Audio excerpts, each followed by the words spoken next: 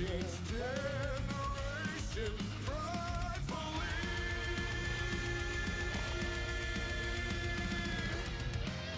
Better race, better run, for the story has begun. Time is running out until the story's done. I am only waiting for the finisher. Fighting may still never stop. Crusader. Then he'll discover end of the chapter's plan.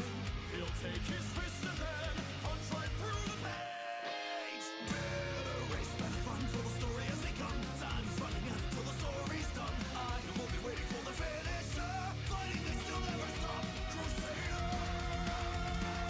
Then he'll discover end of the chapter's plan.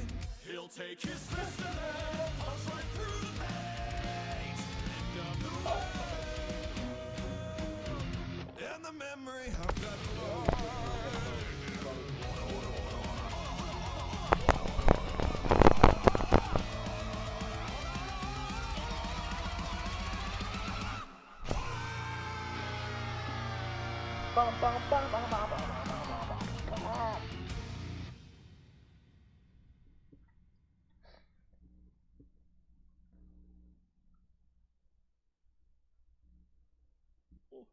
It's the wrong chord.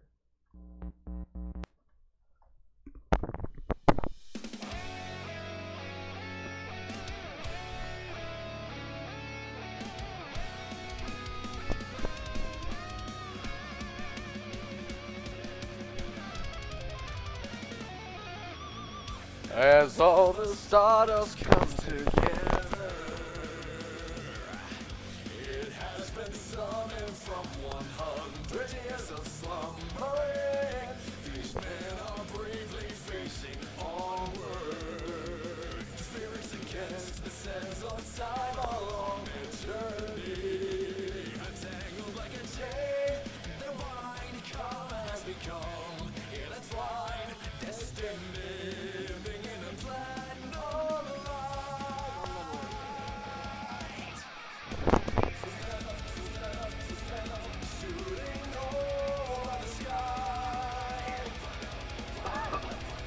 Bullets filled with your pride.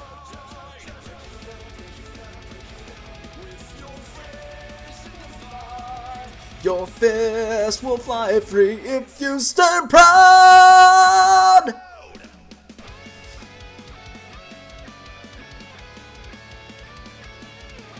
Check.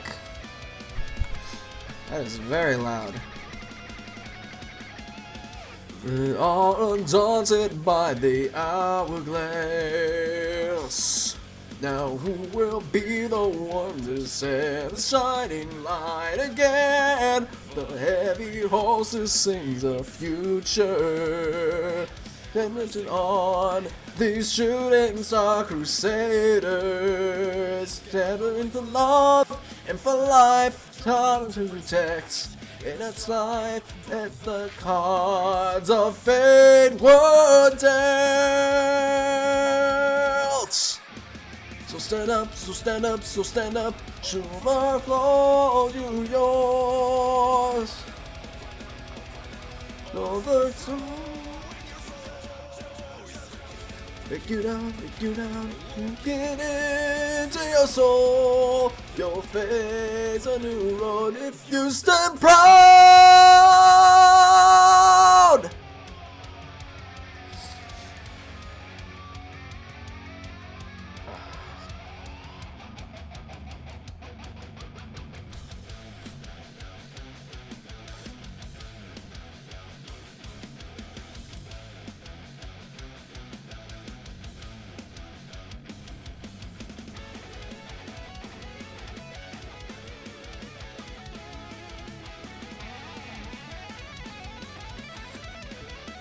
Excuse me.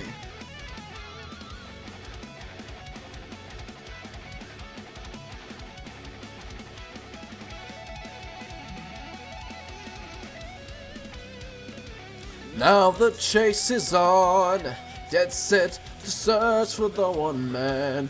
You can hear his sneering laughter echo through the dark. And the desert then a requiem, the footsteps leave their mark.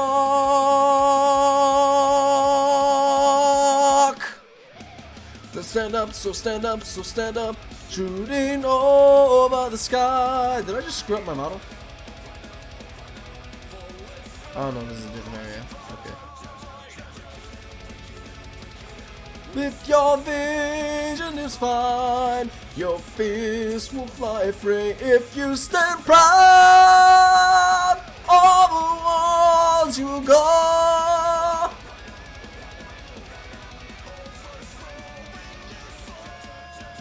Break you down, break you down, break you down. Looking into your soul, your favorite new road. If you stand proud.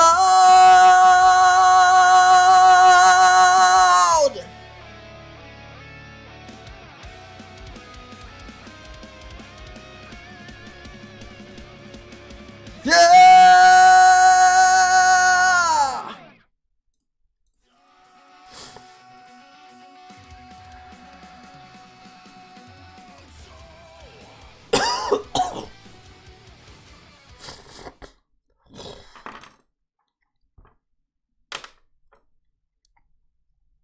Oh man, I'm so burnt out, like, honestly. But I gotta keep going!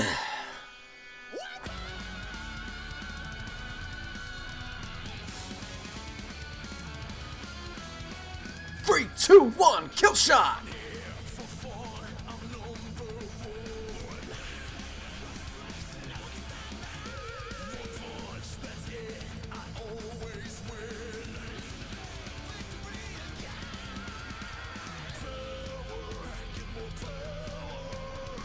Adrenaline jamming, 3, 2, 1, hero. Don't wanna hear you calling out my name. I'm not here for fortune or fame.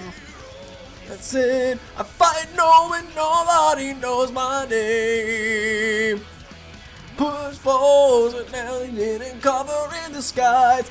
I won't turn my face tonight. Hero, that's it. Defeat someday. So much crap in my throat. 2, 1, fight back! Prepare, fight fair and square.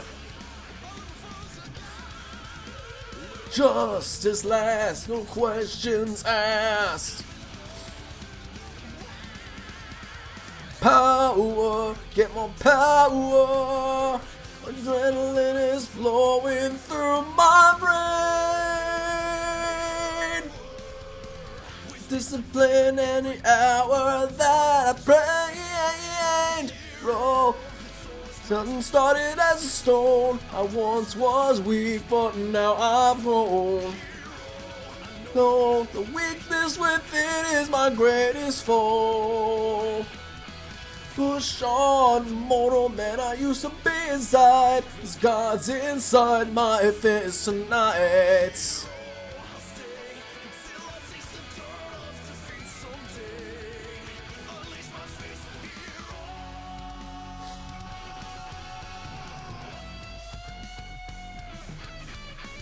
Okay, let's test it out.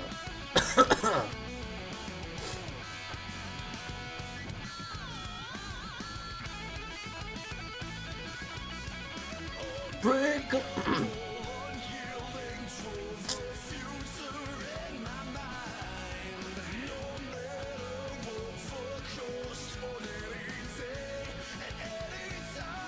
Yeah, none of that should be affected. I don't know why I didn't think of that sooner.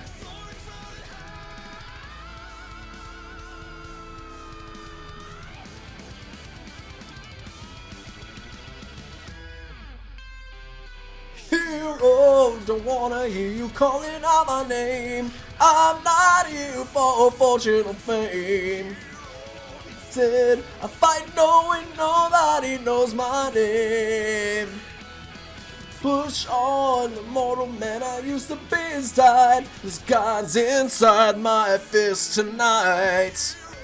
We say, till the dirt of defeat someday. Unleash my fist, hero.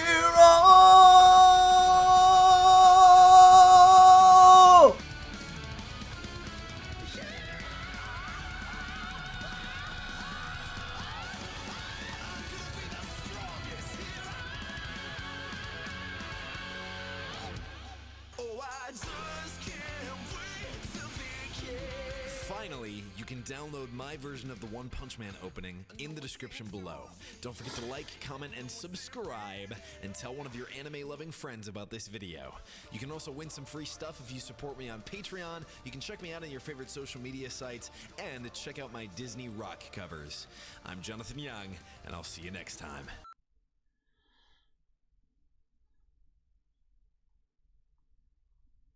The fuck? Where did my... Oh, there it is.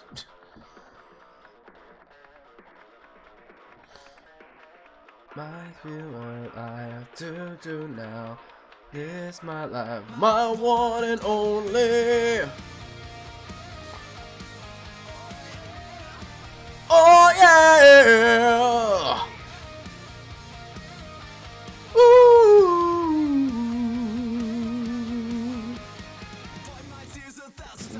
Regrets are here to stay. I'm not expecting any time for me to ever catch a break.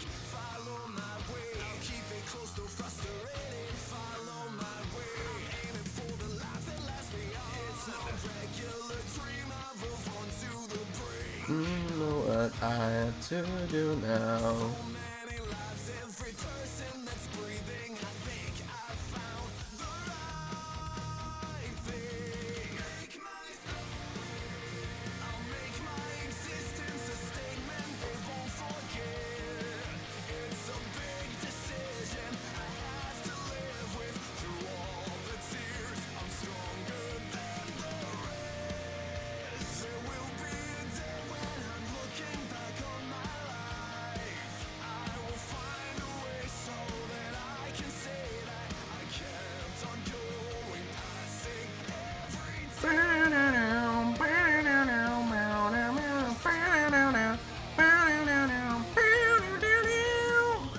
times they prove they don't know anything. They're struck with words, I know it hurts, but you should take it on the cheek. Have it your way. The fact that everything is fake. Have it your way. But that has all been lost to you, 'cause rather than victory, life is the failures between. I have to do now. Doesn't matter that you did your best, 'cause you see this days you'll never win. I'll make my existence a statement they won't forget.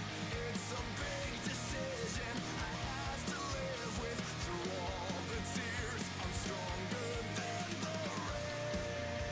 There will be a day when I'm looking back on my life. I will find a way so that I can say that Yes!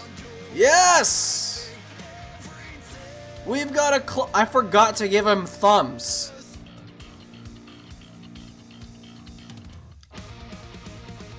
I forgot to give him thumbs.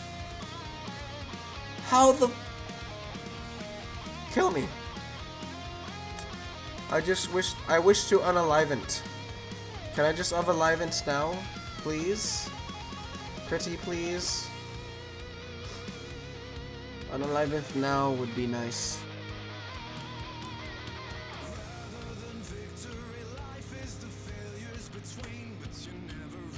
F in the chat for my dignity.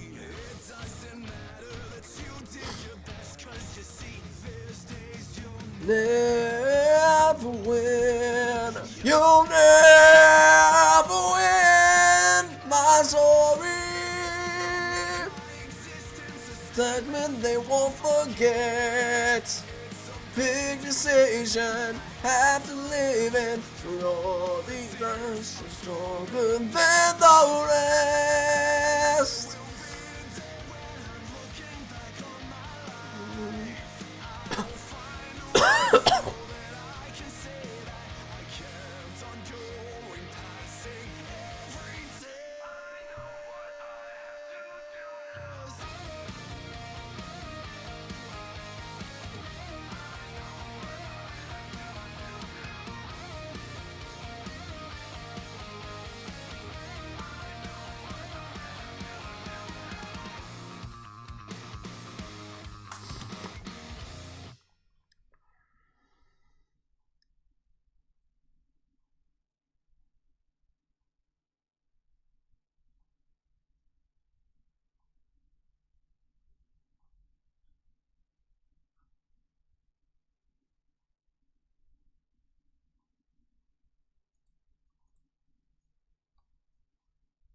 free. We are the hunters.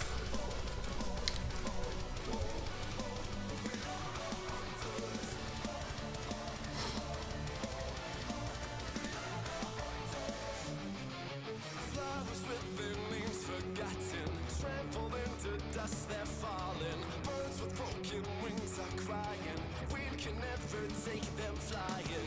Wasting precious moments breaking. But God's not here and nothing's changing. If you want to fix your fate, then Change with determination, face staying fast as they call on the pleasure to dancing again.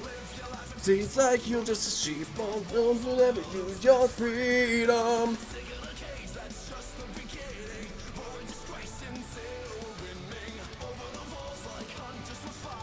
They're not the predators anymore. Never forget this, piercing the sky with scarlet vengeance. An arrow of crimson and the hunters to war.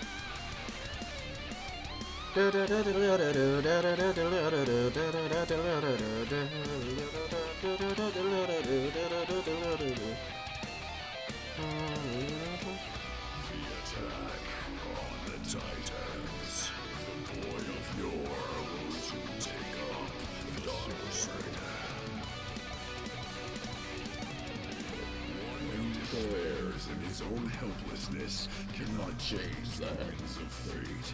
But the boy of yore will soon take up the dark sword.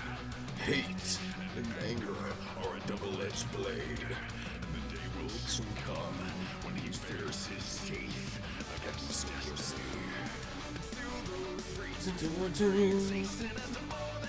Alright, now I gotta do the other arm.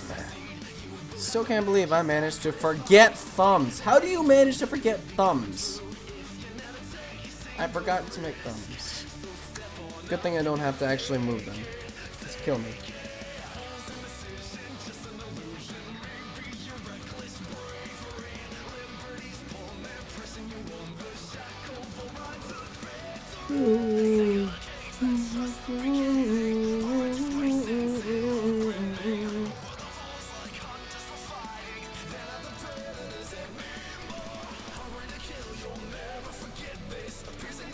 With scarlet vengeance, with bow and arrow of crimson, flying on to the war.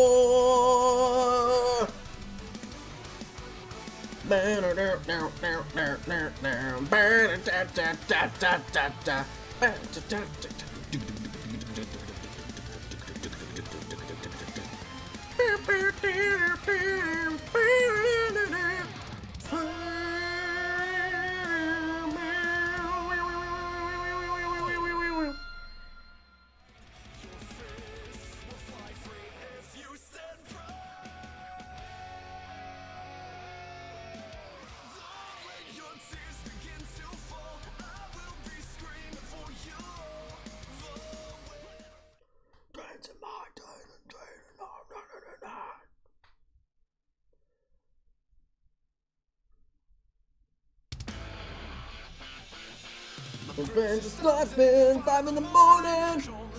Just for this morning, biting my nails and emergencies. Weird is tomorrow, the day has come.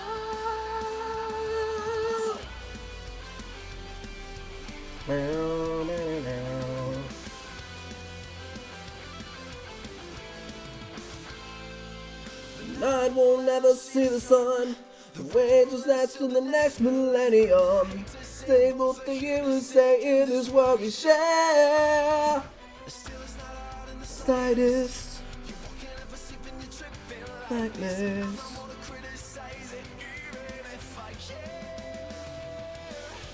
Wrong in your fantasy. The winds roll.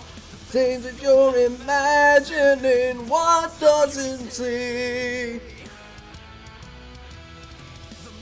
Twisting, never twisting. See what you're missing. There's any tiny adventure of the things a new beginning. So that you're not taking, no, just taking every step that you take. It's going to give tomorrow. The day has come.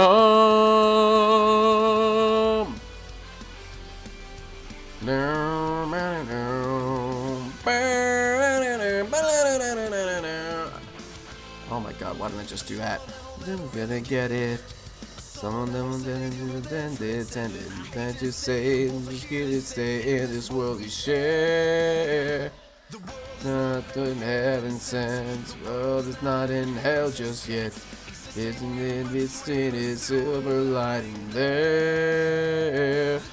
So in the marvelous, the wind will blow. Things that you despairing, what does it bring?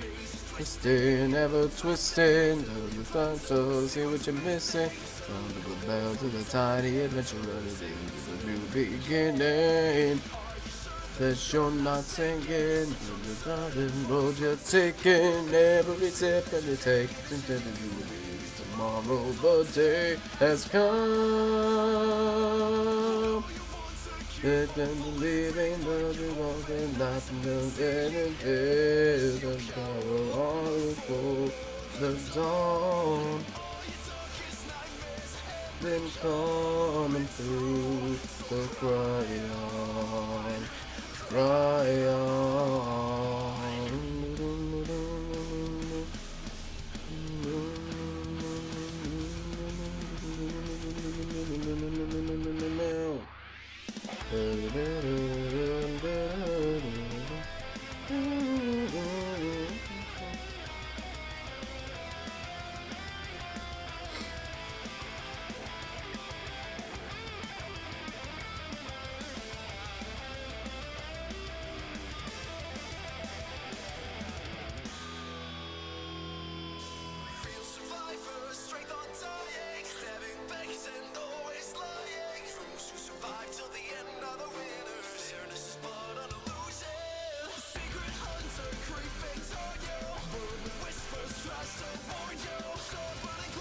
Forgive me for chat. We're about to be blasted with music. Music. Oh no. Let's remove the loops now.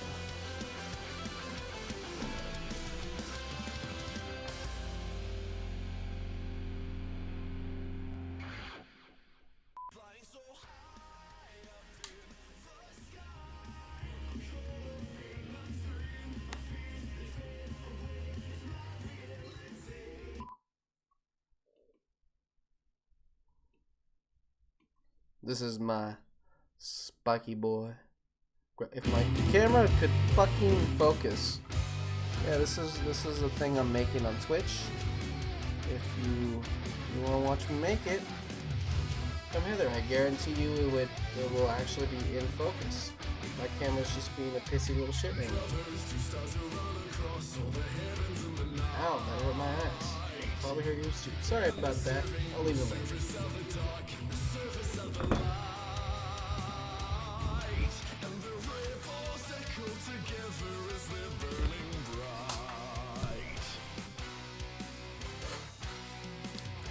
be right back.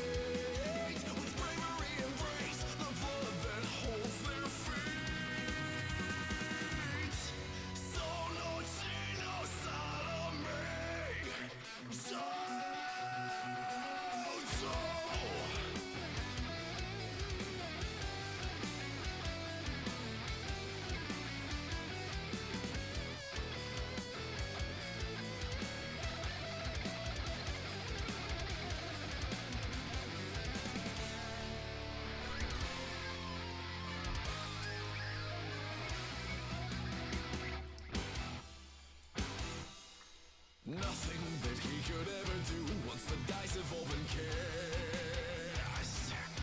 On adventure, he wanders without him, though he never can advance. How bizarre he tumbles and tumbles, he's spiraling down. But the soul within a man who faces all his fears will be ever golden. To whom led back then, they fight so they can find a waiter as above.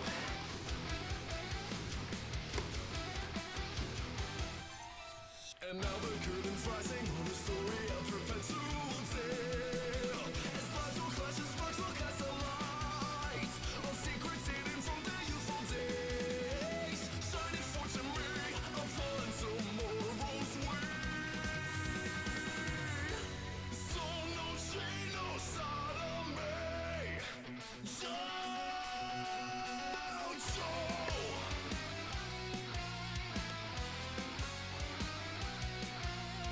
Both their fates together in a knot that they can never quite untie.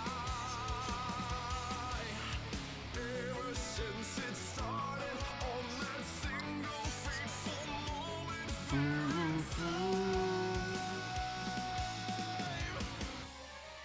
Throbbing hearts are always ever burning as if they were in flames. The pulse that's ever beating from their palms. The currents that is pumping through their veins. With bravery embrace the blood that holds their fate. Now the curtain's rising on the story of perpetual tale. As lives will clash and sparks will cast a light on secrets hidden from their youthful days. Shining fortune may upon tomorrow's way. So no shame, no sodomy.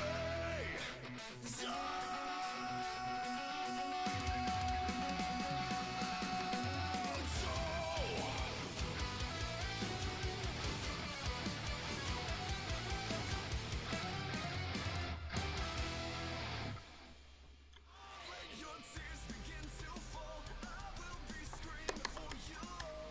The way down right behind me, safe from my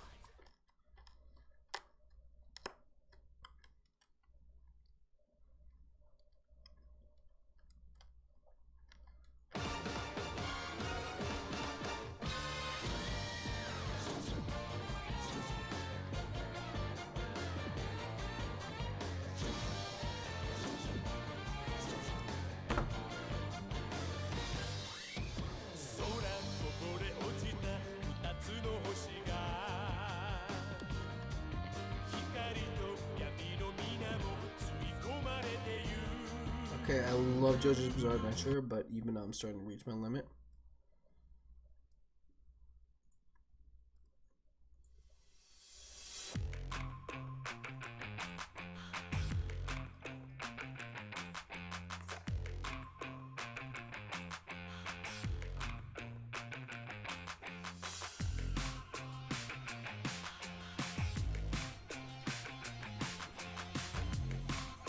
I wonder if I could post that on bitch.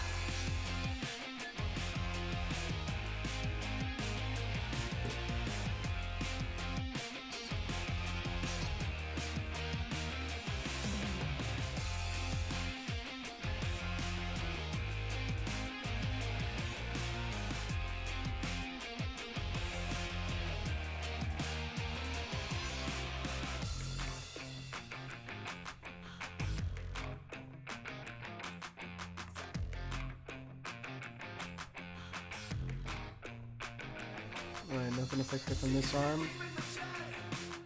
Okay.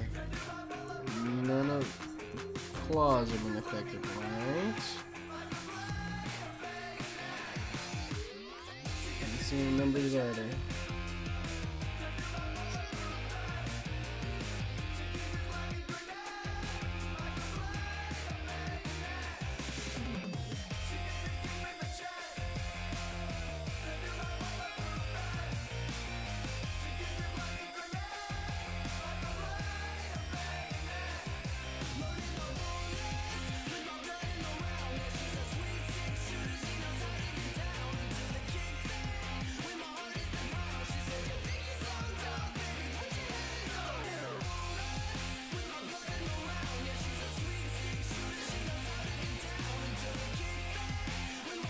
Alright, so in a bit I gotta hit the target to pull off the work and grab a crap ton of game fuel. And probably bug one of my coworkers, just cause.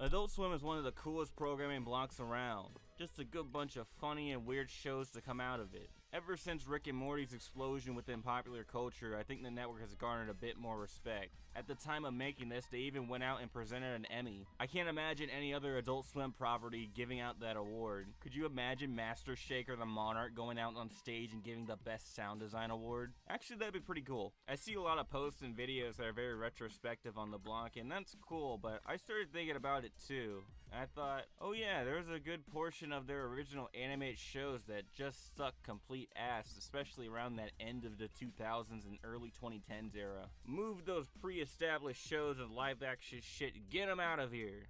Let's briefly go over some of these. Titan Maximum, Mongo Wrestling Alliance, King Star King, Mr. Pickles, that weird, not very good Aqua Teen spinoff of those fruit characters that weirdly changed into sports equipment. I felt like a lot of the worst of Adult Swim came out during this period. And outside of maybe like 3 shows during this time that I sort of liked or was indifferent to, the reception to their new original programming was fairly negative for me, and I feel like those older shows really carried. They have been faring better now, like the previously mentioned Rick and Morty. They actually have shows that are surprisingly good, like Mike Tyson's Mysteries, which a show I forget about most times, but get happy when I'm reminded of it, and one of my favorites of this year, Ballmasters. But they will still make some underwhelming shit, like Hot Streets featuring Justin Roiland, cause nigga's hot right now, so you gotta make it explicitly clear that he plays the noise-making dog in the show. And the Jellies, coming off a Tyler the Creator album I liked, managed to probably be the least interesting thing he's done, even with the power of animation at his disposal. So unfortunately, at the request of 3 people on Patreon, the Drinky Crow Show falls into that underwhelming to bad category of Adult Swim original programming. Who the fuck is Drinky Crow? Why does his design look pretty good and oddly familiar? Well, Drinky Crow used to be a character in Tony Millionaire's real name, by the way, comic called Mockies. They were like these dark comics that Millionaire would make for newspapers, and most of the punchline of the comics would be about how Drinky Crow is a sad alcoholic and him committing suicide and blowing his brains out, with a mix of gross out here or there. Or other side character, Uncle Gabby, being a disgusting lowlife. It has some crude humor in there that's actually pretty funny, but sometimes it's very hit or miss. I don't think there was a comic in there that made me look like I was about to piss myself like all the comic friends Millionaire had in his promotion for his latest book.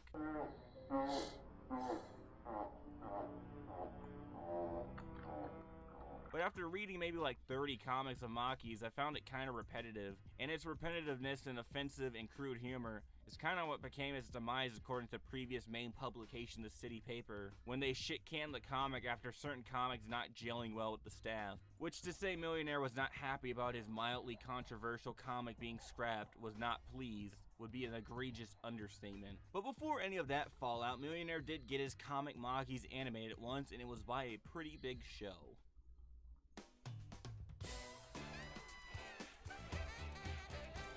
It's Saturday Night Live. So Saturday Night Live actually ordered little flash animations of Millionaire's comic back in the late 90s, but those shorts ended up being cut and surviving only on compilation DVDs. Later though, Millionaire got another shot at Drinky Crow being animated when the always open Adult Swim ran its Night of 1,000 Pilots. Which, no, there was not actually 1,000 pilots. Saying Night of 5 Pilots wouldn't sound so interesting for a TV special, which these premiered as. Out of the 5 pilots, which were obviously Drinky Crow, Super Jail, That Crooked Sip, which eventually became Freaknik, Fat Guy Stuck on the Internet, and Let's Fish. Drinky Crow was one of the leading pilots in the online poll Adult Swim was running on their website, which, not too surprising, it has a little cult following. All the shows that were on the poll did get greenlit, except for one that I liked the most, and that was Let's Fish. I thought it was a cool live-action animated hybrid, and I would have loved to see at least one season, or maybe even a couple episodes. But it was one of those necessary deaths, because if it was made, shows like Moral Oral or Metalocalypse would have been compromised due to its creation, because it was made by both creators. So, Let's Fish, or Moral Oral, or Metalocalypse. I think we have a clear answer to that one. Oh shit, we gotta make this quick. Actually, the fucking bald guy that's in the boat with him, that's not actually the creator of Moral Oral, that's Scott Adset. He is the co-producer, co-writer, co-director of the show. Basically, if he was gone, the show had been a little bit different. Also, he plays that fucking stupid robot from Big Hero 6. His name is Baymax, you gorgeous moron! Ah, my ears, what the hell? Pilot, I would have much rather watched Mars, why would you do that? Let's Fish than the pilot of Drinky Crow, because it's just bad, and the main show really isn't that much of an improvement. The reason I don't really like the Drinky Crow show is it is one of those dime a dozen Adult Swim shows where the only real fascinating aspect about it is really how violent or grotesque that it can be. And I love violence within some of the media that I consume. All the shows that I would say are at the top of my list, or really at the top of a lot of people's list, include heavy amounts of violence. Sure, they aren't as grotesque or even that gory like a Drinky Crow show, but the reason I like them is that there's other fascinating aspects about them, like the characters within the show or even the setting. Let's look at something more within Drinky Crow's lane. Super Jail, for example. As gory and grotesque as any show on the block. Why does this not get the same treatment? Because there's more to it than just the gore. The weirdness of the twins characters, the way the warden talks and he's actually fun and charming, Super Jail's layout and design just in general. And the main cell, the gore, is presented in a unique way. Whereas with Drinky Crow, the gore and humor really ain't doing much for me. And anything outside of that, what is there? Oh, the French naval soldiers are gators. Look at that. And besides Uncle Gabby and Drinky Crow themselves, there are barely, if at all, any forms of supporting characters in the show really worth mentioning. They are barely even present, and when they are, they aren't saying anything memorable or will stick with me. The fat seal in the first episode left a bigger comedic impact than anyone else in this entire series. It really is just Uncle Gabby and Drinky Crow by themselves, and that would be fine and could work, but these characters are not funny enough to carry the entire series by themselves, and personally are not tolerable enough unless they are in their original format they came in. Comics that last maybe 20 seconds. At best, I think Uncle Gabby has funny remarks here and there, but I don't think I want to sit through an entire series of his dumbass escapades. And just to top it off, the style and designs for a lot of the characters just look repulsive. Millionaire has always had intentionally gross looking and weird characters in his comics, but unlike what he's doing, they're not in 3D. It's just like adding an extra layer of ugh. Let's not get this twisted. It is meant to gross people out, and it is set in the 19th century at sea, primarily with the Navy, so seeing some fuck ugly people isn't out of nowhere. But it still is just visually unpleasant, and if there was more to this show than this... Killing and eating a talking monkey! That's not turning me on at all. I could get over it, but there really isn't. Though I do think the background art trying to reflect the comics looks actually quite nice, and Drinky Crow and Uncle Gabby, in terms of their original designs, which I liked in the comics, do translate pretty well into this style. I think the Drinky Crow show is just an incredibly poor, and again, just another Adult Swim show with gore and violence with nothing really going on for it. Just read the comics. The comics were more tolerable than this. Or just watch another Adult Swim show like Metalocalypse or Super Jail. Hey, if you also want me to talk about garbage shows, or, you know, maybe if you love me, maybe a good show, head over to patreon.com/BarsReviews.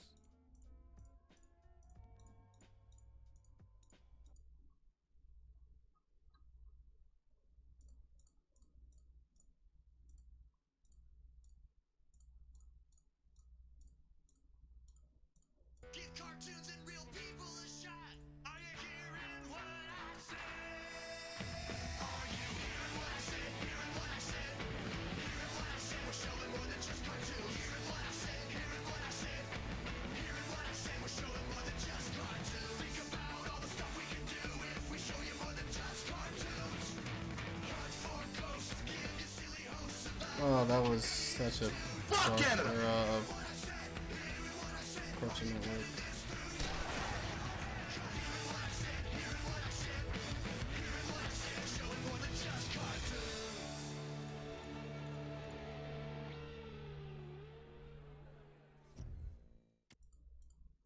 Well, that was a load of shit. That's very accurate. Humans have been responsible for many tragedies for centuries on Earth. Slavery, World War II, Donald Trump, but worse than all of them combined, CN Real. Okay, let's back up. CN Real is not worse than all those things listed before, but CN Real was a huge negative turning point for not only Cartoon Network, but for the entire animation industry. I'm putting If I the were to make a screen too, in case comparison, anyone CN wants to Real is watch the the thing. Prohibition era of cartoons. And what maybe makes this worse than the actual Prohibition era is that we didn't get mafia movies and NASCAR out of it. For those of you who don't remember CN Real, I have to ask the question, Where the fuck are your parents? Cartoon Network in the early 2000s was where the network really hit it.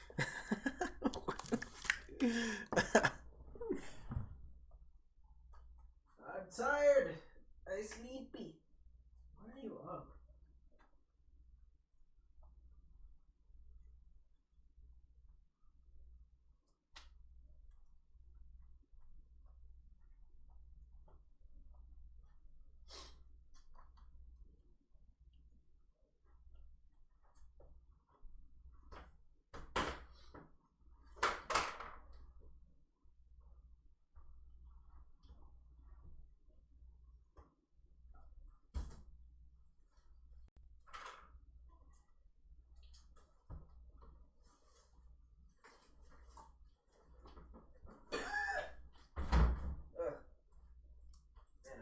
Take up the garbage. It's gotta clean up the cat shit. It's gotta clean up the cat shit. Gotta clean up, gotta clean up, gotta clean up the cat shit. shit.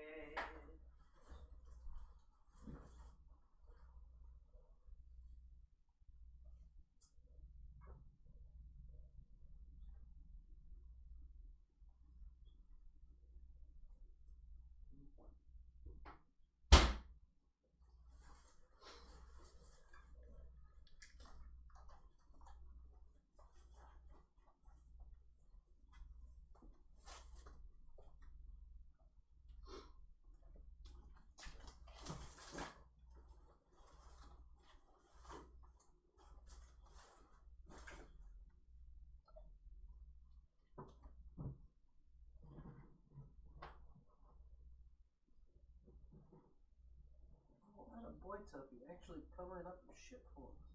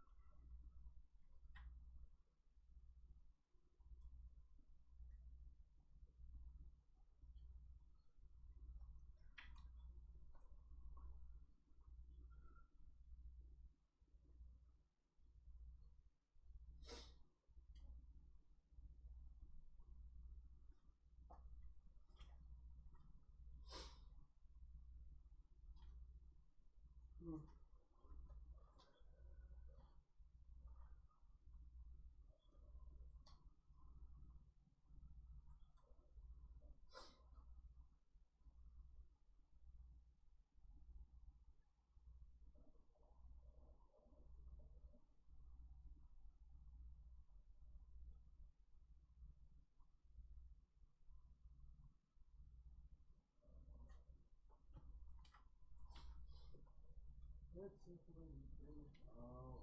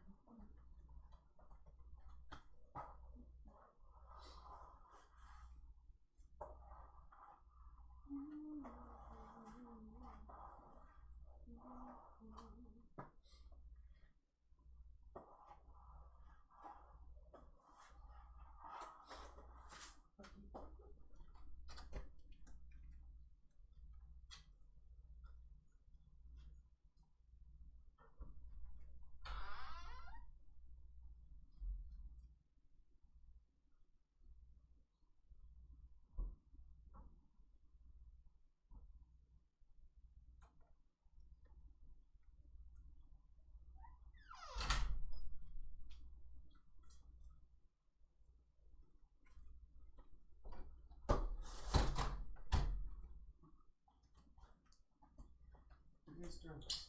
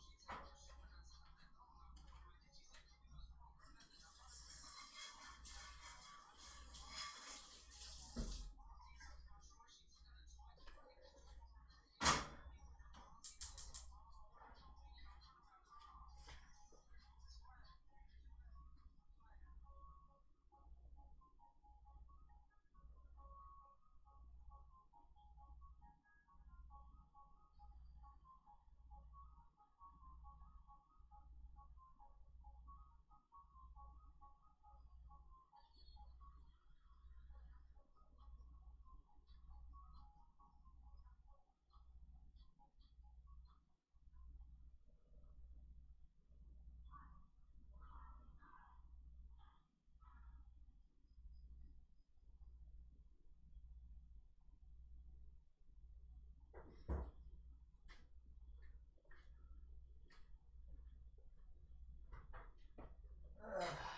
make a nice fried egg.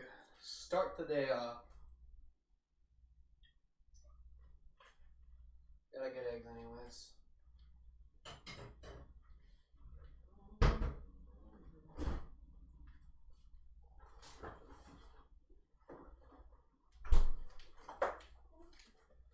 Oh shit, I got 2 eggs?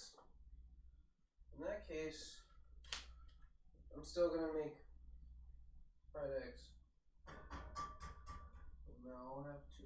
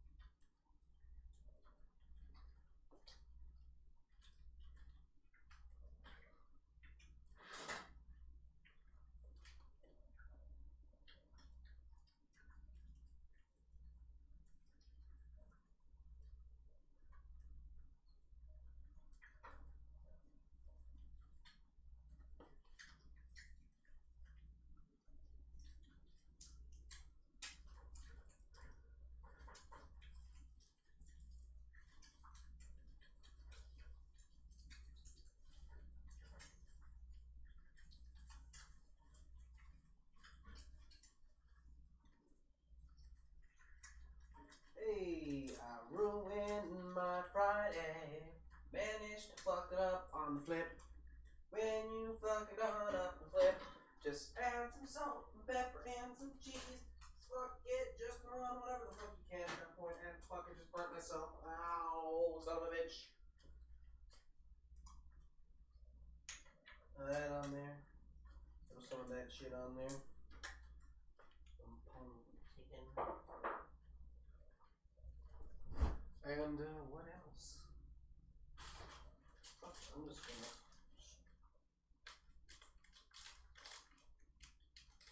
just throw a sliced cheese on there.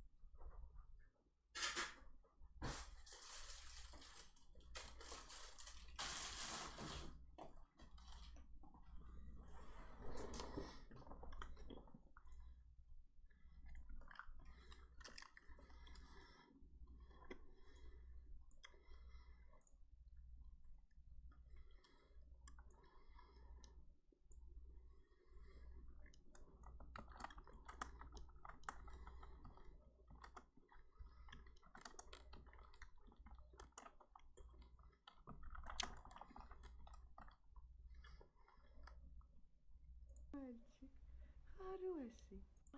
Меня Полоша. А Полоша мой маленький. Нет, I'm Мишка. I'm Мишка.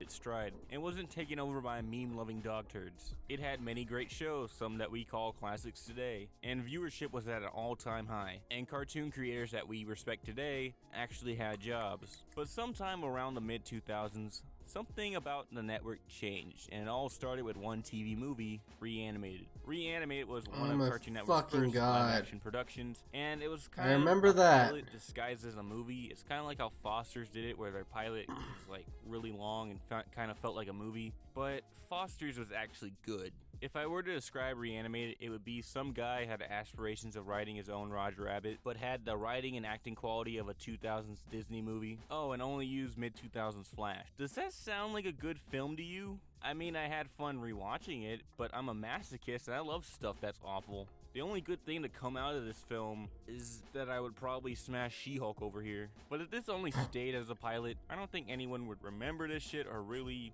be as mad at it. But sometimes things just don't die, like Betty White. But I'll talk about this more later in the video. Hey yo, I know this dude, right? Carl, he wore tight blue sweats but wasn't glued too tight. All he had upstairs was a crude light. You think that's weird? He lived next door to a food fight. Turner Broadcasting to the entire city of Boston for the bomb scares caused by their bright light-esque cartoon ads. Speaking of which or who, voice all squeaky like they tuned it up a pitch or two. A chunk of burnt up witches brew. Get your crew, see if they can't get past it. So the year is 2007 and two fucking idiots from Adult Swim are promoting the new Aqua Teen Hunger Force movie. And we're planting these neon light brights around the city. That's a smart idea, planting strange objects in a paranoid post-9/11 America. That's just fucking excellent. The aftermath Sounds of this was kinda that cringe. Turner paid Yes, $2 million to Boston to get off their ass. The general manager and president of Cartoon Network, Jim Staples, stepped down, and Boston ruined Kobe's chance of getting 6 just like Mike. So Jim Staples stepped down and was replaced by a man who probably hates kids and probably eats babies, Stuart Snyder. I'm a murderer that eats babies, and I came to this planet to eat babies.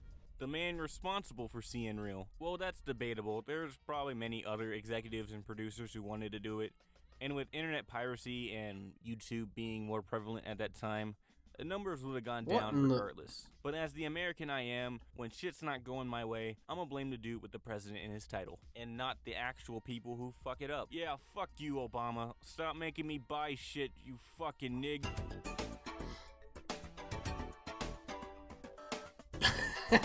Fuck. So fast forward 2 years, the year is 2009, and Cartoon Network's taking the whole MTV approach and just fuck what they stand for and air shows not relevant to what they normally do. So 1 whole year, I repeat, 1 whole year of no new cartoons. None. Why would they do this? This is stupid. Well, cartoons cost a lot of money. They're expensive, they're very difficult to make, and not easy to produce. Getting a camera and hiring some unpaid shit Excuse me. kids that no one knows and hiring some Hollywood nobody is easy or easier. And with America's fascination with reality television and game shows, I can kinda understand why they did this. Not accept it, but understand from like a business level. sad is that To me, Destroy, Build, TV and Destroy movie was kind of a producers are no cool better than show. middle school children. Go to It's school with just- a pack of gum and everyone's gonna want a piece. That would have But been enough shit better on, like, analogies. the Let's Discovery actually talk Channel, about the something quality like that. programming they thought were better than cartoons. Starting off with We're Out back. of Jimmy's Head. We all loved Reanimated, so they made the beloved TV show Out of Jimmy's Head. They got rid of the main love interest and made her black, gave him a black best friend because, you know, just keep perpetuating the black best friend stereotype. Damn, Jimmy, you fucking love that chocolate, don't you? Just apply everything I said about Reanimated to this show. It has terrible acting, it's not really funny, the animation is kind of bad, and honestly, just why even fucking bother? Next. Okay, now this is kind of gonna be weird. The only show I kind of liked on CN Real was Brain Rush. Just making I don't know myself some why I like brekkie. it. Maybe because I just like roller coasters and Get ready amusement for parks the day. and trivia. I thought this show was okay. I mean, I'm down to watch people play fucking Jeopardy at Six Flags. But would I prefer this over cartoons? No. I just realized I'm part of the problem. CN Real was made for dumb shits like me. Next is Bobby Says, starring Bobby Hill, starring Bobby J. Thompson, most famously known for being that asshole kid from Role Models. Yeah, but he's actually one of those kids who's got the Gary Coleman thing. It's officially now the Gary Coleman disease. Gary Coleman disease. He's like a lot older than he actually looks. Because Yeah. come on, the kid's going mother every other word of this movie. He's been doing it a long time. He's way too comfortable with it. He's like the baby from Who Framed Roger Rabbit. Oh, yeah, Babyface Finster. He's like Finster Baby from Bugs Bunny. Bobby Says is one of those commentary clip shows where they'll show a clip and talk over it. But unlike the many other shows like this, we don't have an asshole like Joel McHale or some old washed up skater that's not Tony Hawk to make jokes at me. Next we got Oh, I'm fucking coming. Destroy Build Destroy with Andrew WK. I am First back. question, who the fuck is Andrew WK? All I knew about him before this video was that he was just some dude who likes to party. And you know what? That's not a bad assumption. Party, Destroy Build you need Destroy to is have a pretty party. boring. I never thought you can make something about destroying shit boring. And this is coming from the guy who likes watching BattleBots, Human Wrecking Ball, and a YouTube channel dedicated to putting a hot flaming nickel ball on shit. And I'm calling this shit boring. So the objective of the show is that there's two teams and they blow something up and they use the rubble from the blown up stuff and make these contraptions and do these not really that fun challenges, and whoever loses get their shit blown. Lather, rinse, and repeat, and you just get a really repetitive, boring series. Alright, this part of CN Real is when they just plagiarize other shows like, dude, what would happen? This show is just Mythbusters without that one guy with the stupid facial hair. Survive This is just a Survivor clone and it's just as fake and staged as the real thing. And The Other Siders is just a Ghost Hunters ripoff where they just freak out about shit that's not even there. It's not okay. It wasn't our breath. We're far away from the camera. Okay. I definitely hear it was us. That is so weird. And the rest of CN Real, like Tower Prep, Level Up, and Incredible Crew, I could not be fucked to even watch. But at least one good thing came out of CN Real. We got that black kid from Incredible Crew was in Dope. That was a good movie. Moving on. By the end of 2010, someone at the network pulled their head out their ass and remembered, oh yeah, we make cartoons. But the damage had already been done. Many cartoon creators moved on and made other shows for different companies. And by not putting a lot of faith in some of their better shows and creators, the network aired a bunch of terrible, cheap Canadian shows like Johnny Test. Hey, all Johnny the Test was damn pretty time. good in the first like Today, season I or would say so. Cartoon Network has gotten a lot better. There was like since continuity then. Not and that it shit. was hard to improve, but the network actually has some shows that I'm really enjoying. You can It tell has when some that one stuff went that I'm down. really anticipating. Sure. That show you can kind of tell. That's one hell of a shot to freeze on. You can kind of tell that when that show went down the hill, Johnny Test, by when they switched over to flash animation from traditional.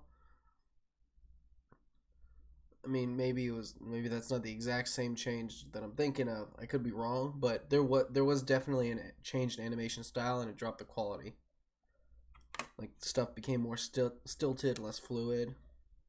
There's still going to be some garbage, but I feel like the network can really improve. So what was the point of this video when CN Real's been dead for many years? Well, just reading comments saying the network is terrible, which I wouldn't say it's great, but I just wanted to get the point across that it can be much worse. And if I would rather take this than CN Real any day of the week. I've been Marge Reviews, and yeah, have a good day.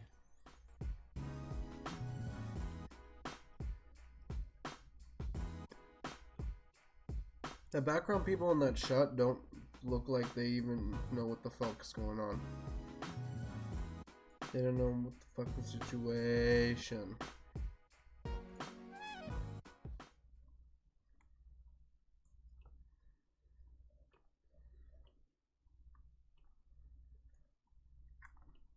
Black entertainment television is the worst thing I've ever seen in my life.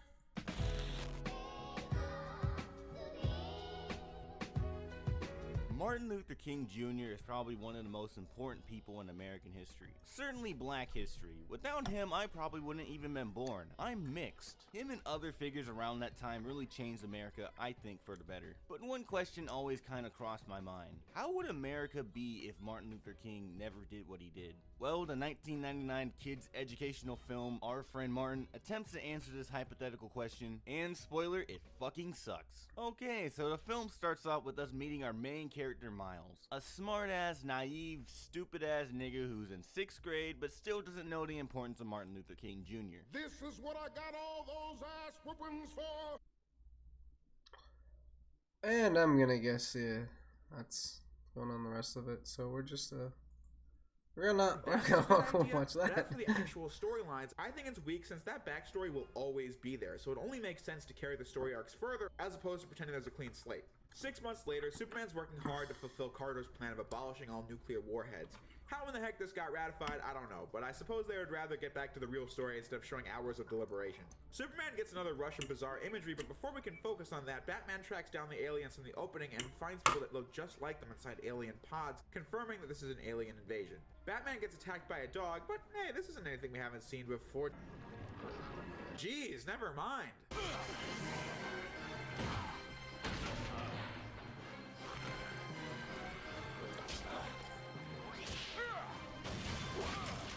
Shape-shifting aliens isn't something you, the viewer, haven't seen before, but it still comes as a startling moment as this is our first look at the aliens, and like I said before, Secret Origins is at its best when the mystery is high. Superman just barely gets Batman out in time to find a medic. Don't even think about it. But at the same time, a meteor crashes and out comes a giant alien that's completely immune to bullets and tank fire. And what do you know? All the nukes were just dismantled and the deep space monitoring networks were destroyed as well by the aliens posing as humans. The scale of the conflict is done really well in this scene as the one alien is blowing up buildings and beating the military, and you can already tell that the world doesn't just need Superman since he's having trouble with just one of these things, and Batman's missiles are barely putting a dent in it as well. This season will overuse that effect, but in the first episode I think it makes a lot of sense for Superman to struggle here since the carnage that took 40 minutes of Apocalypse Now to reach is happening within part 1 of Secret Origins. As more of these same alien meteors are popping up all over the city and the rest of the globe. Whatever that thing is, I've got to stop it. What the kind of line is that? Superman gets hit with another blast of images, and this time he goes straight to the source as Batman gives chase. Meanwhile, on the island of Themyscira, we are introduced to the Queen Hippolyta and her daughter Diana, who's worried about mankind's current predicament. But the Queen isn't concerned as they are an isolated world protected by the gods. It's a pretty brief moment, so there isn't much to analyze there, but the story progresses as Batman tracks down Superman in a military base, finding countless alien pods holding people, but more importantly, Superman breaks his way into a room holding a Martian hostage and sets him free. The Martian is responsible for the images Superman was seeing since he was calling for help, and of course, Superman would be trusting of someone like this, but Batman would be more pessimistic, and he's just on point in this scene. What's he doing here? The invasion. I came to warn you, but I was captured and imprisoned here. They wouldn't listen. Big surprise. I sense you do not trust me. Perhaps this will help.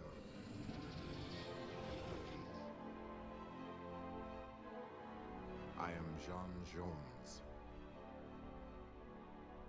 Don't take it personally, Jean. He doesn't trust anyone. A wise policy.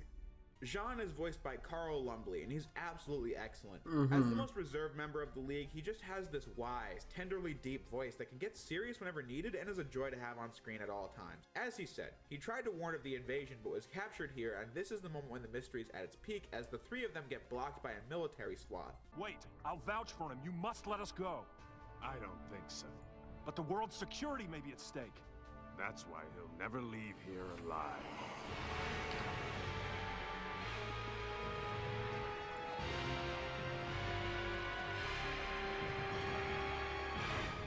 That is great imagery and suspense. I mean, who can you trust at this point since the aliens have taken over a significant portion of the army? Ending part 1 of Secret Origins, which again is my favorite part of the episode. The writing takes a bit of a dip in part 2 as Diana steals the Wonder Woman gear to help man's world in this conflict. Batman, Superman, and Jean get flanked by the aliens as they have an entire fleet of ships to chase them down, with Batman getting shot out of the sky and is saved by Green Lantern. Not Kyle Rayner, but John Stewart, as Hawkgirl appears to help as well. Jean has many powers like his already demonstrated ability to telepathically communicate and read minds, but he can also fly, has super strength, and can phase through solid objects.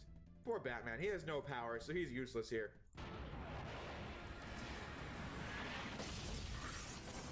We have seen what Green Lanterns can do, and Hawkgirl can fly as the name suggests, and she does massive damage with her electric mace, as well as possessing super strength of her own. Diana makes her debut as Wonder Woman here to save Hawkgirl from enemy fire, as she can fly, has super strength, can block any bullets with her bracelets, and has a lasso, with the Flash appearing at the end of the battle, and he of course has super speed. This battle seems pretty good as it demonstrates the abilities that all the new characters possess while leaving room for the rest of the story to keep expanding on that. But I just can't get over how contrived the Justice League forming feels. Superman has been working on this nuclear disarmament plan, so I'm sure his name would have come up at the military base, and that is why Jean reaching out to him would make sense to me, and Batman just followed Superman here. Jean telepathically called the rest of these heroes here as well, but I have a problem with that since why this exact group? We have seen so many heroes in this universe already, so why does Dr. Fate not fly in, or Steel? Also, why does Kyle Rayner not show up? I don't have a problem with this lineup of characters, but the episode does not try to explain that. After the battle is done is when John explains that he called all of them here. It was lucky you showed up when you did. No, not luck. I telepathically summoned them. But how would he have known all of them? Evidently, Batman already knows who Hawkgirl is. Hawkgirl? What's she doing here? But how would John know? Maybe he searched Batman or Superman's minds for other heroes to help out, or maybe he just called anyone he could. Even worse for Wonder Woman, since this is her first appearance doing any kind of superheroics. It just feels like a contrived way to move the story along with the 7 characters present without having to build it up properly. Which just feels like a slap in the face, as we've seen this universe gradually expand over the course of years. There will be a lot to say about Green Lantern and Hawkgirl before the series is over, but to start, it's absolutely worth mentioning that these two were characters added to the roster for the sake of political correctness, and this usually leads to complete tokenism. However, I'm of the mind that you can make just about anything good if you write it well, and I'm glad to report that these two are worth so much more than the reasons for their addition, as they are great characters, and we're just gonna have to wait and see why that is. GL is voiced by Phil Lamar, a great actor with wide range as he pulls off the hardened space cop voice with ease. Maria Canals as Hawkgirl compliments him really well as the bad cop of the team, while also shedding her tough exterior as the series goes on. Michael Rosenbaum is the Flash's new voice, and he fits into the first rule of recasts. This is just a much better voice, since this is the Flash's real actor, as opposed to getting a guy to play him for one episode. He just fits the character's carefree attitude beautifully. He does develop into the role as we go, as he's a bit awkward towards the start of the season, but not as much as Wonder Woman, voiced by Susan Eisenberg, who will become great in the role, but in Secret Origins especially, she seems to have a really hard time balancing Wonder Woman's role of warrior and princess at the same time. With the cast established, time for some backstory. About 1,000 years ago on Mars, it was a peaceful and prosperous world at its height of development, and then the aliens currently on Earth had attacked Mars, with battles being waged for hundreds of years as the aliens absorbed the Martian shape-changing ability, which explains why they used it earlier in the episode. The great civilization of Mars is completely destroyed, which created the wasteland we saw at the beginning of the story, which wouldn't raise any red flags for viewers since Mars just looks like what you'd expect it to at the beginning. But anyway, the remaining Martians left led one last desperate attack at the alien citadel using a powerful nerve gas that the Martians realized was the only weakness the aliens had. However, the other Martians aside from Jean had died in the battle. As the last Martian standing, Jean sealed off the aliens in the frozen state as he would stand guard over his ruined world.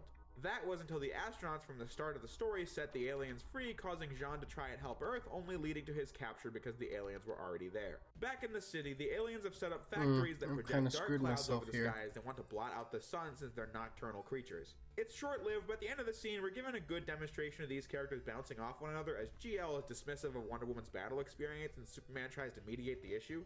We'll have to take out those factories. Lady, this is no job for amateurs. We Amazons are warriors born. Want to test me? Let's not fight among ourselves. While Flash lightens the mood. Dibs on the Amazon. You are no fun. This isn't supposed to be fun. It's at this point when Secret Origins kind of starts losing me. You might have noticed that I keep referring to the aliens as the aliens. That is because I don't know what their race is or where they come from. Their leader is called the Imperium, but these squishy guys don't have a name or anything like that. This also means that they don't have a motivation. These aliens have come to take over the Earth because they're evil and they want to. What more reason do you need? I just think it's really weak writing, and I'm not just saying this out of hindsight for later Justice League seasons. Just compare this to the invasion of Earth in Apocalypse Now, when 2 seasons had built up to Darkseid's grand voyage to Earth. Darkseid was not a character rich in depth, I'm aware, but he was the perfect example of a villain you aren't meant to relate to, as he's just got no redeeming qualities. but we know that he seeks the anti-life equation in an attempt to spread as much misery as possible. It's not complicated, but it gives us a reason as to why Darkseid fights so relentlessly in his quest as he leaves destruction everywhere he goes. Meanwhile, the aliens in Secret Origins just don't have that, making them villains you don't care to see beaten because they're all henchmen and not villains. This is such an issue because we're just at the middle of part 2 of this 3-part episode and all the cards are on the table. The mystery element from part 1 is gone, so the episode just feels dry from this point, and as the 3 teams each break into the factories with numerous complications coming from that. This is a great moment for Hawkgirl, but Superman kind of sounds like an oaf. Stay back. I'll...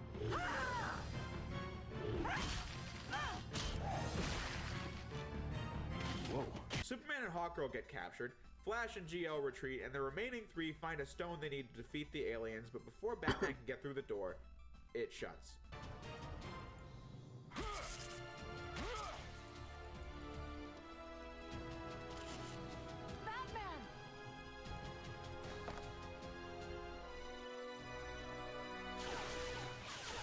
Are you serious? That's how part 2 of Secret Origins ends, and that ending is just really lame. I'll expand upon this in the next video, but for right now, I'm just going to say that character deaths that you know won't be permanent are actually okay if that character's temporary death is worth exploring. The late Mr. Kent was an example where there was no chance Clark Kent could stay dead, but the point was not the shock value of Clark dying. It was there for a second, but the real meat of the story was showing how great Superman is by having him continue his investigation to save a death row inmate despite the fact that his whole identity is on the line. In addition to Lois realizing how much she cared for Clark now that he's gone. Clark dying might be a cliche trope, but it is a means to get us to these great ends. So Batman just died in the midst of the first Justice League episode, so you already don't buy it. And this is the sole root of the drama. There's no bigger picture from this cliche moment, which means that we're just left with a cliche moment to end part 2 on. Part 3 begins as the situation is grimmer than ever as anarchy rules the streets and the Imperium, the alien leaders, coming to Earth. The remaining heroes lead a desperate strike on the main base to rescue Superman and Hawkgirl and stop the aliens, but this is a trap as everyone else is captured. Before the Imperium arrives, it turns out that Carter was one of the aliens all along. The real Carter never came back from his mission on Mars. This alien Carter was just using his political position to use Superman to destroy the nukes on Earth, which is a well done plot twist, I must say. The Imperium then arrives and is a giant jellyfish looking thing. But anyway, the height of weird looking imagery in this whole episode has got to be the Imperium trying to kill Jean.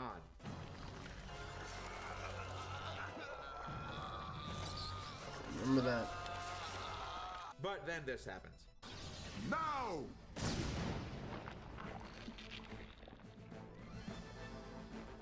Batman? It can't be. I mentally shielded him so he couldn't be detected. Well, isn't that convenient? By that I mean cheap writing. As I said, Batman's death does not actually contribute to anything other than shock value, but it failed at that, and now he's back because Jean mentally shielded him so he could not be detected. If so, why didn't he just say that to everybody else so they all knew what the plan was? In fact, the plan wasn't even to get caught and put in front of the Imperium anyway. They tried to rescue Superman and Hawkgirl, but this was a ruse. Unless Jean wanted them to think that, so this could happen? The more I sit here and think about it, the less sense this makes, as Batman reverses the ion charge to make the beams that were blotting out the sun instead destroy the dark clouds. That is because the aliens are not just nocturnal, they can't survive in the sun as they come from the depths of space. This was foreshadowed in part 2 when Batman observed that the aliens carefully avoided the sun patches left from Wonder Woman breaking through the wall. Despite the rocky road here, I really like this ending. It might be weird to say, but it's just seeing these 7 characters I love so much wrecking the aliens as a team for the first time just brings a smile to my face. And there are some great moments, like with Jean and the Imperium. No! You live underground and shun the light. Why? Does it burn your pale, putrid skin? It's odd that the big ship doesn't get destroyed. They get away to never return, but hey, the Imperium and the alien slaves are dead, and the Justice League has won. In the coming weeks, the heroes stamp out the remaining aliens and save Earth, but General Wells makes a good point. We got lucky this time. What will we do if the invaders ever return?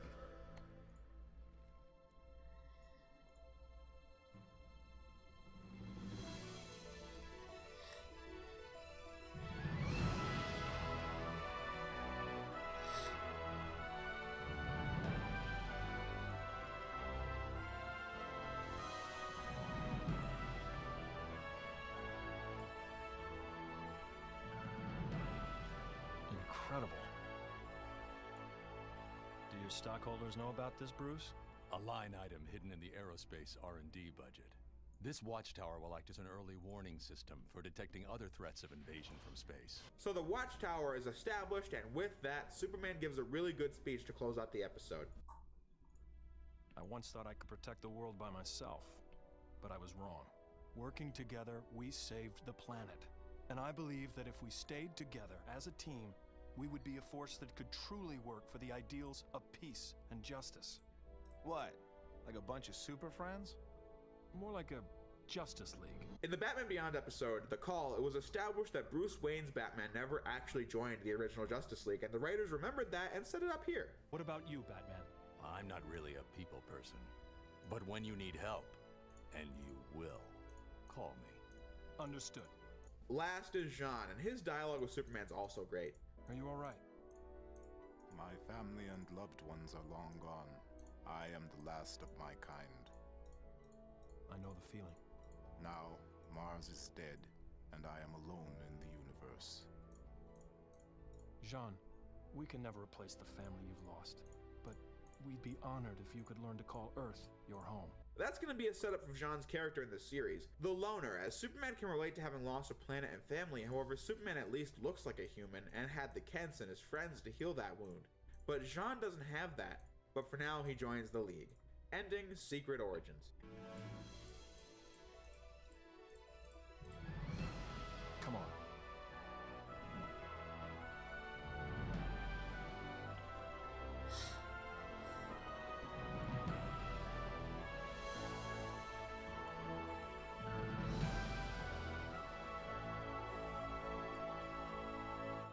It was this episode that I was really curious to see my opinion on when rewatching it because of the fact that I remember thinking it was a bit weak as far as 3-part episodes go. This is partially why I put so much stock in them back in STAS Season 1. But upon rewatching it, Secret Origins is not bad. I was both right and wrong remembering it as being weak.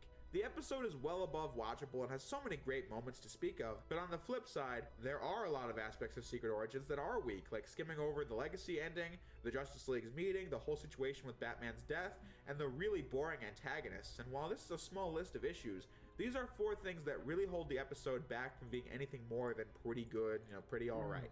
I love the ending, but the story loses a lot of steam in part 2 up until the ending, which is just how I feel about it. Compare this to The Last Son of Krypton, for example, and you'll see the difference. That episode, as I said earlier, was just perfectly handled. And when looking at it up close, there was a lot going on in the story, like the emotions of Clark learning that he's not a human, his trying to establish himself as a non-threat to the good people of the city, Lex's introduction and underhandedness, Lois's proactivity, the story of Krypton that continued on in several other episodes, or the story of Metallo starting there. It was truly loaded in content. Secret Origins just feels really rudimentary by comparison. The Last Son of Krypton stands on its own 2 feet pretty well without the series that followed it as a definitive take on Superman's origin story, but Secret Origins is a complete story, but on its own merits it just feels like a setup for the series, and for that it does its job, but not in a great way. World's Finest was also not perfect, but I think that episode has the edge to Secret Origins since it was still a fantastic romp with our favorite characters meeting, besides the Lois love triangle. So on that note, Secret Origins is the weakest 3-part episode in the DCAU thus far. We have one more this season and another in the next, so we'll see how they fare. I don't have anything else to add on this episode, though. It's a good watch, but it's really flawed. So let's move on to episodes 4 and 5 in Blackest Night. This episode is one that really stands out amongst this season's roster of episodes since it's really good. On the planet Ajuris 5, a trial's being held and the atmosphere is already built up as dozens of weird aliens have gathered to see this, and there's all kinds of futuristic technology as these 3 faces are the judges. The accused is still at large as the robots, the Manhunters, are sent after him, and the accused is John Stewart, the Green Lantern. Cut to a suburban street on Earth as GL is taking a stroll. John Stewart does not hide his identity as a Green Lantern since he doesn't even think he needs to, and because of that he can just stop a robbery in the middle of the street. I really like this slice of life here as John meets his old high school teacher and his grandson playing basketball. He sees people getting excited over sports on TV. It just shows that this man has a home and a life beyond the superheroics. He does seem detached throughout, which further reminds you that John had to have done something terrible for another planet out to put him on trial, which just intensifies the dramatic irony. Meanwhile, at the Watchtower, already these characters are bouncing off one another. Is there a Hawk Boy? I'll be doing maintenance.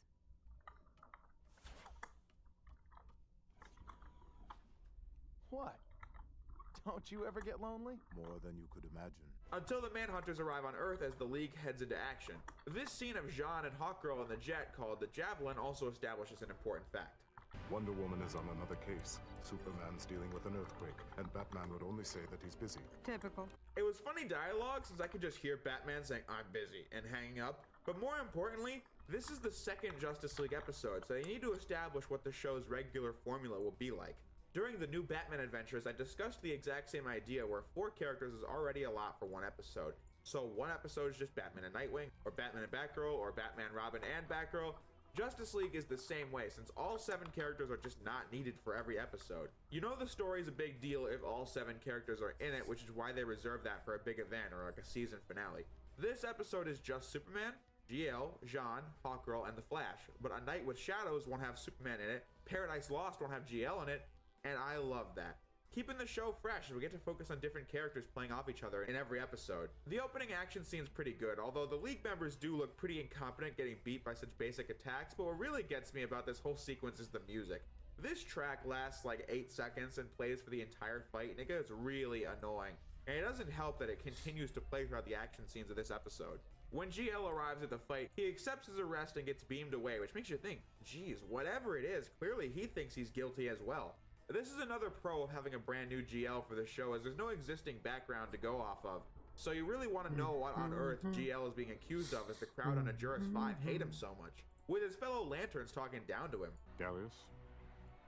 Arcus? Kilowog? Good to see you.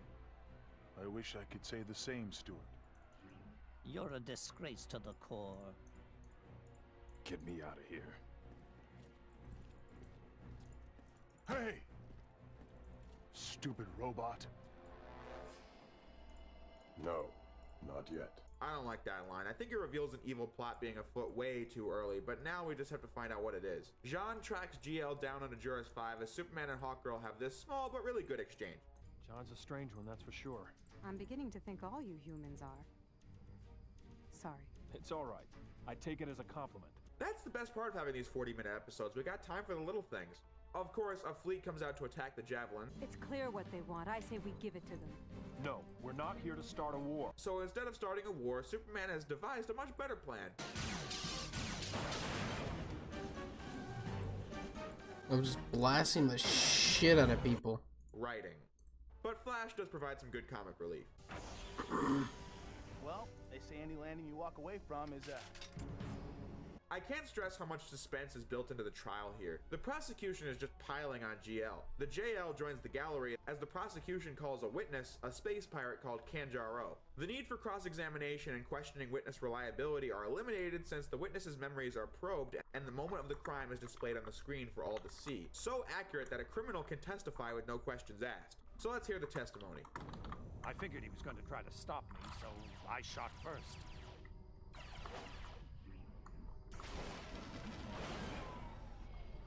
His ring tore out my engine, but he still wasn't done with me.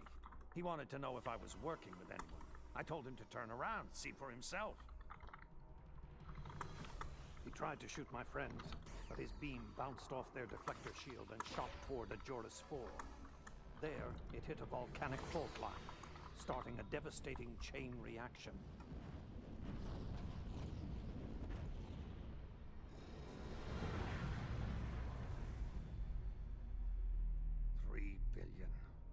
That's how many were on that planet. I completely forgot the plot of this episode, so I was shocked when I saw that. GL accidentally annihilated an entire planet with 3 billion lives left on it. Is GL gonna get out of this by the end of the episode? Sure. But now that we know what he's charged with and saw the evidence, it adds to his character. Once again, let's talk about Batman dying in Secret Origins, for example. It just felt like a plot contrivance to move the story along without Batman being captured by the Imperium in the climax, since he was the one to rescue everyone. As I said when GL first arrived in Ajuris 5, we don't know anything about him before this episode. We know from In Brightest Day that the Green Lantern Corps only takes people with will and moral character to follow their code. GL blowing up Ajuris 4 by accident could very well be true, and that would just be baggage his character would carry as he still tries to do his job anyway. And that's pretty feasible, unlike Batman's fate in Secret Origins where it just feels cheap. I told you to stay out of this. That scum's an obvious liar. Give me 5 minutes alone with him, I'll get the truth. Hawkgirl, Flash, all of you, listen to me. Nobody's lying. Do you see that? I did it. I'm guilty. So the setup for part 2 is Superman and John investigating the remains of Ajuras 4 as Flash and Hawkgirl have to buy them some time in court, as GL certainly isn't going to. Listen to me. With something this important, you've got to hear both sides. Flash, I told you not to get involved. They're railroading you, pal. Hey! Wait. This being may have a point. We don't want any lingering doubts about our final judgment, do we? Of course not. But who would speak for John Stewart? Don't you have any lawyers here? We solved our lawyer problem a long time ago. However, you could speak for him if you wish. But be aware, if you lose, you'll share the same penalty as the accused. The same penalty? You mean... That's crazy! No, that's how we solved our lawyer problem. Alright folks, welcome to a brand new review of The Flash, Ace Attorney Spirit of Justice, the latest game in the acclaimed Ace Attorney series, as the Flash travels to a foreign land that has disdain for lawyers and testimonies are delivered via memories. Just kidding. Although as a big Ace Attorney fan, it got a laugh out of me for the similarity to Spirit of Justice, but we can get back to Flash's abysmal job as defense attorney in just a moment. For now, Hawkgirl finds the alarm clock's going off. Completely given up on John. Don't get so high and mighty, lady. If you're smart, you'll stay away from him too. Otherwise, you'll wind up reeking of his stench yourself. Cowards!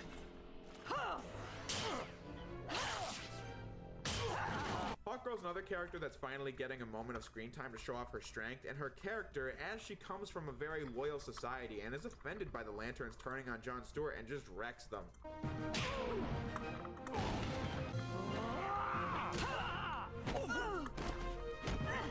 Great scene, as I can't wait to see more of Hawkgirl. But once the Lantern Kilowog is convinced to help John, Hawkgirl notices Kanjaro talking to one of the Manhunters, and as a space cop herself, her instincts already gave her the feeling to not trust him. But now she has suspicious behavior backing her distrust. Have you asked yourself why this rush to judgment? If the ring wasn't lit, you must have quit. And furthermore... Enough! I can't even picture how bad Flash was in the full trial. What I really noticed was that line. If the ring wasn't lit, then you must have quit. Clearly the team making the DCAU thought that line from the O.J. Simpson trial was really funny because this is the third reference to it, although this being the most direct. During TNBA's Joker's Millions, the lawyer towards the beginning said, "If a man's filled with glee, that man must go free." Also during TNBA's Over the Edge, the same lawyer came back to say, "If the bat's on a spree, Wayne must pay the fee." Nothing deep about that, but it's just kind of a funny gag recurring in the DCAU. Back to Superman and John. This scene is really well done. Superman in this season misses way more often than he hits, but here he makes a great deduction. See anything wrong with this picture? Where do I start? The loss of life, the echoes of our own pasts? No, not up there. Down here. It can't be. But it is. This moon is still orbiting a planet which doesn't exist. It should have flown off into space the moment the planet was destroyed. But it didn't, did it? I've said in previous DCAU videos that the mark of good mystery story is when the pieces have been in front of you all along, so you could figure it out if you thought about it, but it makes perfect sense even if you didn't. Mask of the Phantasm, where the late Mr. Kent do really well at this. And in Blackest Night's no different, and I'm glad that a brilliant deduction came from Superman in a season where that usually isn't the case. The trick is that the asteroids are an illusion projected from the device on the moon as Kanjaro tries to kill them, but Hawkgirl comes to save the day. The trial rages on as the Guardians of Oa themselves arrive to give their input, and then we get a really cliched scene with the Manhunters. Our plan has worked flawlessly so far. We've sown dissension among the Lantern Corps and stained their reputation forever. But beyond that, we've succeeded in luring the leaders of our most hated enemy away from their home planet of Oa. Yes, they're here. Do these guys not know their own plan? Things get really intense as GL gets the guilty verdict as he and Flash get put in the gas chamber until Superman arrives with the evidence of GL's innocence. Phil Lamar gives a really passionate delivery of the next line. It was all an illusion. A frame-up, as they say on my planet. You! Why'd you do this to me? Why? For money. Whose money? The Manhunters. The backstory is that the Guardians of Oa created the Manhunter bots to keep the peace in the galaxy. However, the Guardians later replaced them with the Lantern Corps as they would add a layer of humanity to the job. The Manhunters have been plotting their revenge ever since as they lead an assault on Oa. I don't know why the League members couldn't defeat a small squad of Manhunters, but now they can take on an army, but GL did stop them at the beginning, but they got their butts kicked even still. Otherwise, the battle seems pretty unremarkable. The lead Manhunter absorbs the energy that powers Oa, the Guardians, and all the Lantern Rings and turns into a monster as GL gives the famous oath to close out the episode. And Phil Lamar kills it here too. In brightest day, in Blackest blackest night, night, no evil shall escape my sight. Let those who worship evil's might beware my power, Green Lantern's light.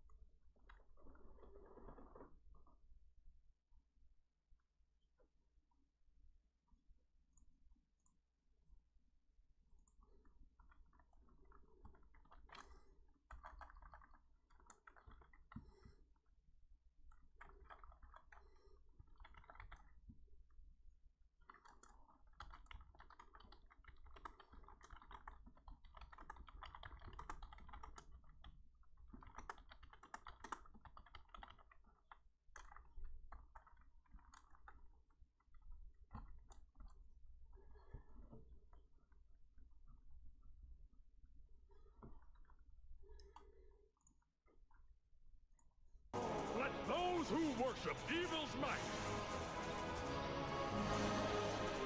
beware my power, Green Lantern's light! On that note, GL realizes that he has been a Lantern much longer than a Leaguer, but in this moment when he doubted his own innocence, his fellow Lanterns turned their backs on him, yet the Justice League was still there doing their best, trying to save him, even when he didn't believe it himself.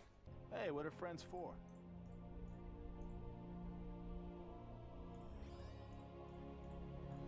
Let's go home.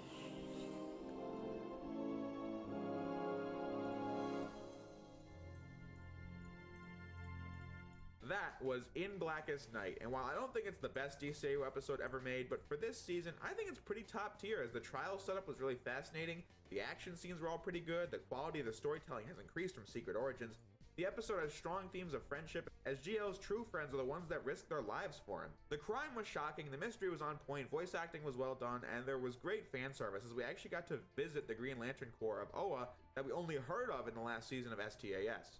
Also, the title's a really good callback to the Green Lantern Corps Oath because of the fact that the STAS Green Lantern episode was titled In Brightest Day, and this, the next Green Lantern focused episode, is called In Blackest Night. Not an all-time classic, but I think it's a really great example of a really damn good episode that checks off all the boxes you would need for a good episode that I would gladly rewatch. And for the second Justice League episode, I think it's a great job done. So let us continue that trend with episodes 6 and 7, The Enemy Below. The United States Navy submarine is exploring the ocean as an unidentified craft approaches and repeatedly crashes into the submarine.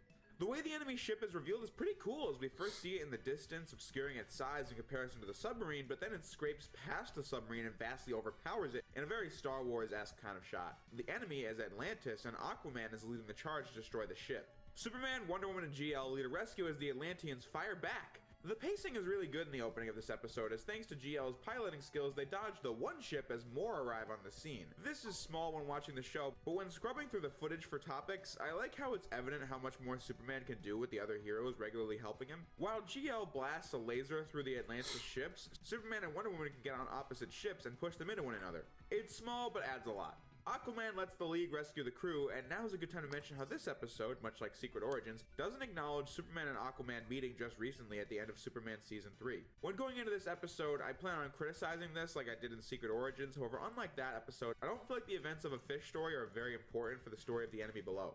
The only thing that does is demonstrated through actions rather than words. At the end of that episode, Aquaman tells Superman this. Tell the surface dwellers to respect the sovereignty of my seas, or we'll return and finish what we've started. And by attacking the submarine, Aquaman's resolve is being demonstrated. I also really like the new effects they have over the scenes in the ocean. It was most clear when rewatching the climax of a fish story again. Before taking off, Superman makes a great point to Aquaman. You know, all this could have been avoided. How? Come and air your grievances at the World Assembly. Negotiate for peace. You'd have me crawl to them like some beggar. No, stand before them like a king. In the last episode, we were given cool fan services. We actually got to see Oa, and this episode actually does the same thing, as the next scene takes place in Atlantis, as this will be one of the main settings of this episode. With one more episode this season expanding upon DCAU history only lightly mentioned before. In Atlantis, General Brack is ready to strike the humans, but Aquaman tears him down as Lord Orm establishes himself as Aquaman's second in command. As Mera, the Queen of Atlantis, walks in with their young son. Up to this point, Aquaman has been portrayed as merciless, but this scene with his family is important because it humanizes the man and makes his actions more relatable. Mera, what kind of future am I making for our son? Whatever you decide, I'm sure it will be the right choice. Your hands are strong and noble. I would gladly place my fate in them. I don't think any of us will ever be the king of Atlantis fighting off surface dwellers, but the emotions behind trying to make the best world for your child is something anyone can get down with and understand it, as you wouldn't want a species of what, from Atlantis' perspective, all seem to be polluters in your society. But Superman's words will ring true. But before we get to that, GL is angry about the submarine being left down in the ocean for Atlanteans to pilfer, as the sub was nuclear. Side note, I see what they were going for with this scene, however, the way the characters are lit doesn't really work with the setting inside the watchtower, as it's incredibly well lit, so what is this shot? GL explores the sub wreckage, which is being patrolled by Atlanteans, and of course, the plutonium inside is missing. Aquaman goes to the surface to meet with the World Assembly, and he's quite literally a fish out of water. Out of the way, meathead! No better time than right now to comment on Aquaman's new design. As opposed to the classic comic book portrayal as seen in STAS, Aquaman now resembles his 90s comics portrayal with long hair, a full beard, and no shirt. It's just more memorable and easier to take seriously than his last appearance. He, much like the Flash, also has a more defined voice actor, as his actor from A Fish Story had played with other characters on the show with the exact same voice. His meeting at the World Assembly doesn't change anything, as he wants decisions to be reached this second, which would obviously never happen, but when it looks bad enough... Upon hearing the news, Lord Orm takes this moment to rally the Atlanteans against the surface world as he takes command in the king's absence, possible death. At the hospital, despite a team of medical professionals, Batman knows what's up when the doctors are out of ideas. Maintain saline at 3.5%. But how could you possibly guess that? He's a fish out of water, Doctor. Salt water. Aquaman says he had nothing to do with the plutonium theft and has to investigate immediately, but with the assassin still at large, Batman has a great plan. Have Jean pretend to be Aquaman and use him as bait to lure the assassin out and stop him, which works wonders and contributes to what I said at the beginning of the episode. This is a good way to write stories with multiple heroes where everyone's unique powers can be of help in some way or another. That doesn't stop this from happening to Superman, though.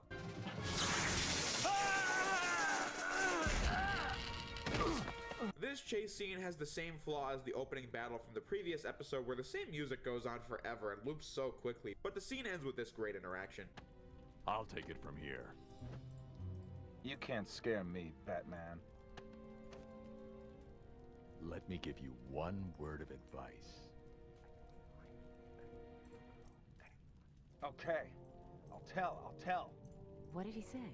You don't want to know. A traitor from Atlantis was the one who paid Deadshot to try and kill Aquaman, who, despite the wishes of the JL, has gone back to Atlantis, only to find Orm in total control of his kingdom, about to wage war against the surface dwellers. Orm! What treason is this? No treason, brother. I thought you were... Dead? That's no reason to plunge Atlantis into a foolhardy war. I left specific orders. I'm only doing what you never had the courage to do. Enough! I'll hear no more. Arrest the traitor!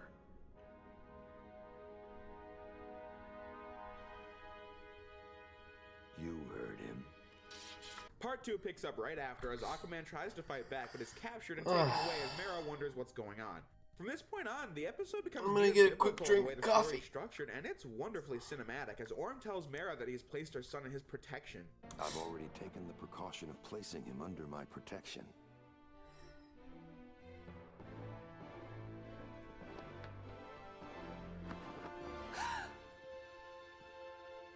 These are dangerous times, Mera. We can't be too careful. The Justice League tries to go to Atlantis but get attacked by the fleet and taken as hostages and set to be executed by the way of drowning. Although, now that I watch this set piece, is this death trap meant for humans? I mean, how do you drown an Atlantean? Well, whatever. Mera frees the Justice League so they can help save Aquaman as the scene cuts to Aquaman chained to the rocks above lava as Orm plans to kill both Aquaman and his infant son to make himself the rightful heir to the throne. And this is the emotional high point of the episode. I was making this point about Aquaman's characterization earlier, but that comes back in full force as he loves his son, and in the face of death, he will do anything to save him. As the storyboard artists, animators, the composers, Aquaman's actor, they pulled this scene off magnificently.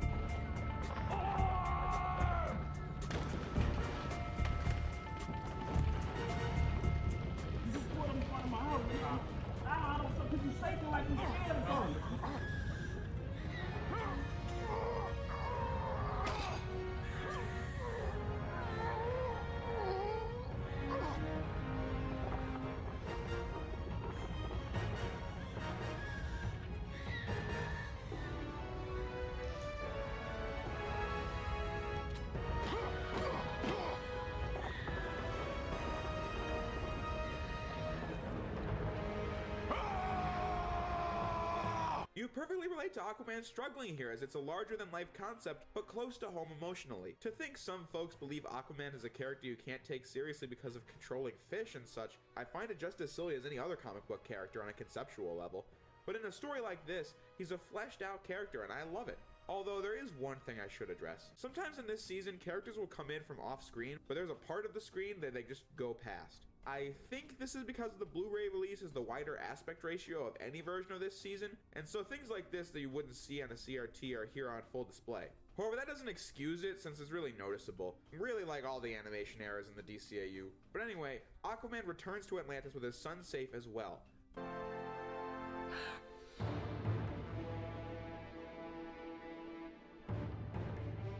The reason the baby has been in red blankets this whole episode is for the very purpose of tricking the censors. Aquaman sacrificed his hand to save his son and has wrapped the blanket around the wound. We all know he's bleeding into the blanket, but the blanket was red anyway, so censors be damned yet again.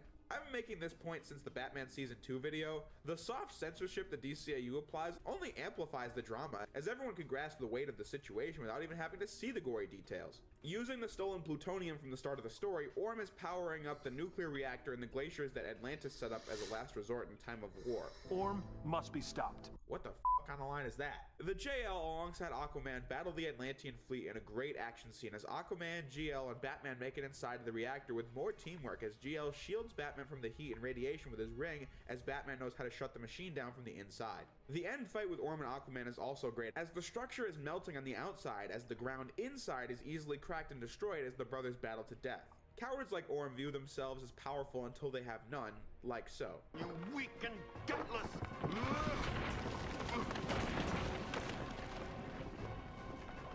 Please, brother, help me! This scene could play out one of two ways. The writers could pull a Sly 4 and see Aquaman be a fool and save Orm his brother. Or you could do anything wise Get out my yard! like a treacherous baby killing No, son you need to fall get the to his fuck death. out my yard! You listen! Calm down, calm down. That's not him! What's wrong with you, man? What are you trying to say? Because I got grands on black, that's me? That's not him! the threat eliminated, Aquaman fires the traitors who served Orm and plans on changing his own ways with the surface dwellers, thus ending the enemy below. And that was easily the best episode yet. We get to see Atlantis for the first time, the action scenes were well spaced and done to perfection, the shots were really well done, the team dynamic of the league is put to great use, but at the core of it, the episode's focus on Aquaman and his family gives the story an emotional center to get great talent on screen as he goes through a transformative arc in just 40 minutes.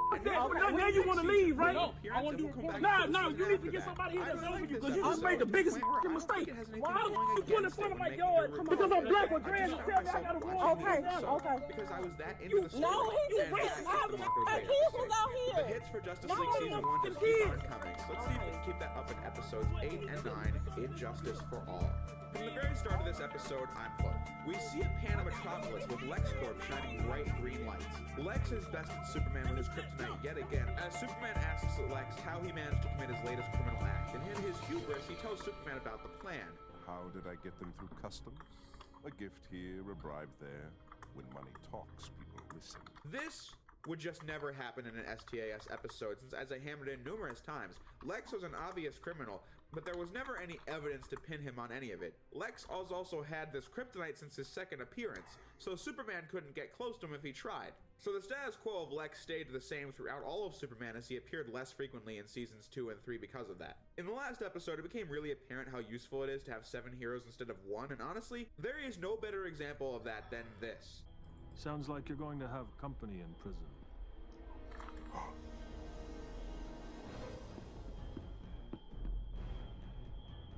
It can't be.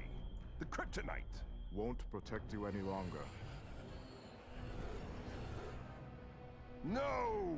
You're usually more careful, Lex. You slipped up. And you're going down hard.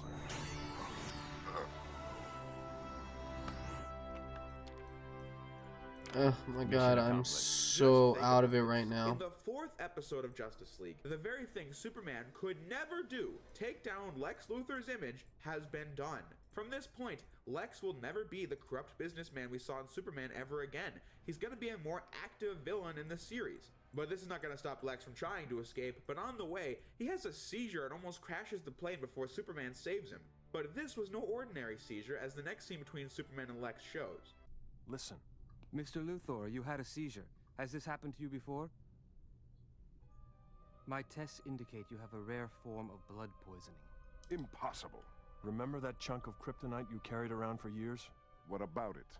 Kryptonite only affects you. Actually, we're finding that it can affect humans too, but only if they're exposed over a long period. Lex Luthor is slowly dying from kryptonite poisoning. Of course, his first action is to blame Superman, but it's not his fault. This is your fault. All of it. What's the treatment? Radiation? Chemo?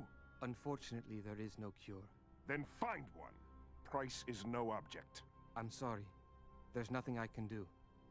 It's terminal. Happy, Superman? Lex, if there's anything I can do.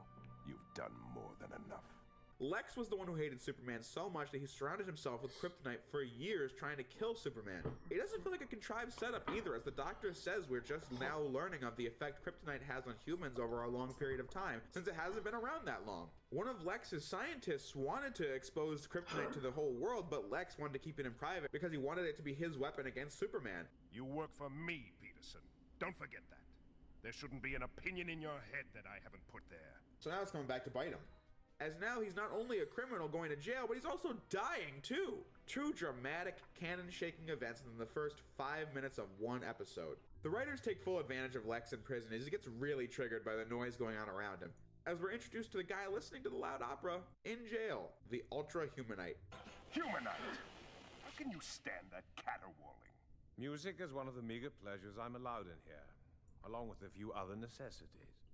The joke speaks for itself, but I didn't see it coming, and so it got a laugh out of me. But seriously though, who would want to escape a prison in Metropolis? If you're a model prisoner, you can get wine, lights, a dresser, and a chair, and a TV. And the premium channels. But regardless, Humanite makes a deal with Lex to bust them both out of jail when the prison guards bring Humanite his steak dinner, and after escaping, To cause distraction, they blow up an apartment building that keep the authorities busy as Batman is the first responder to the fire. This scene is really interesting as Batman tries to save a girl from the fire, but when all the exits get closed off as the ground slips from beneath them, there's just nothing he can do about it until Hawkgirl saves them both. I'm used to being thanked when I save someone. I'm not used to being saved.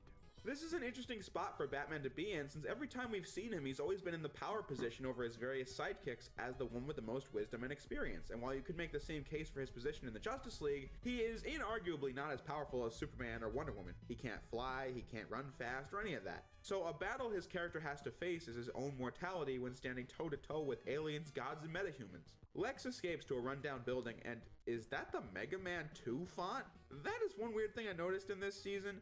This strange 8-bit text when text is in the distance. I'm telling you, man, nobody knows how to cut time on trifling details like the DCAU team does. Several new villains: Cheetah, a human-feline combination; Copperhead, a human-snake combination; Solomon Grundy, a zombie-like brute;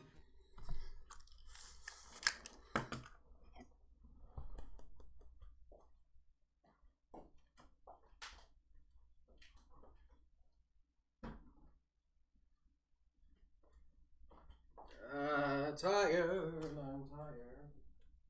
so tired.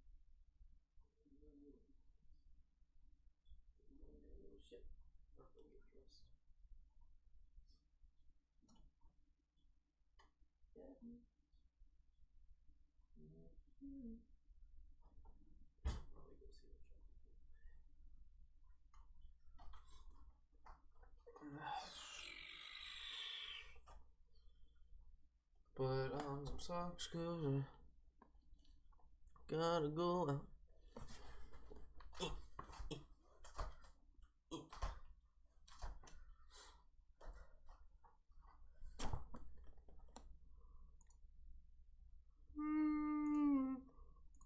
Oh, look at me being super mega ultra duper attractive. Says there's a second person watching. Who is the second person? Hello, second person. Oh, it's me.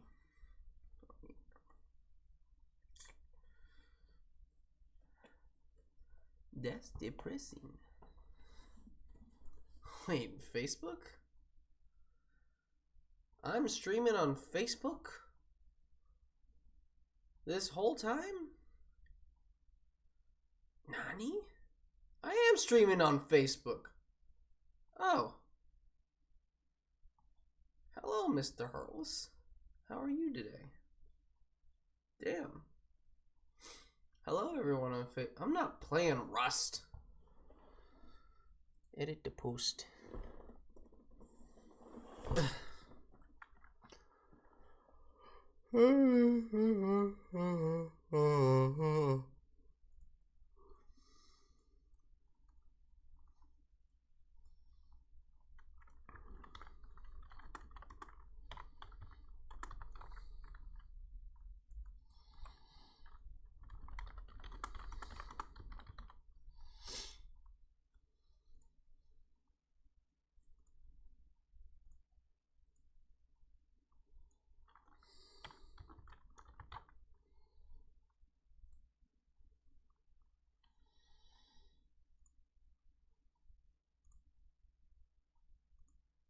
I'm not gonna end the live video. Why would I do that? I've been up for 2 hours.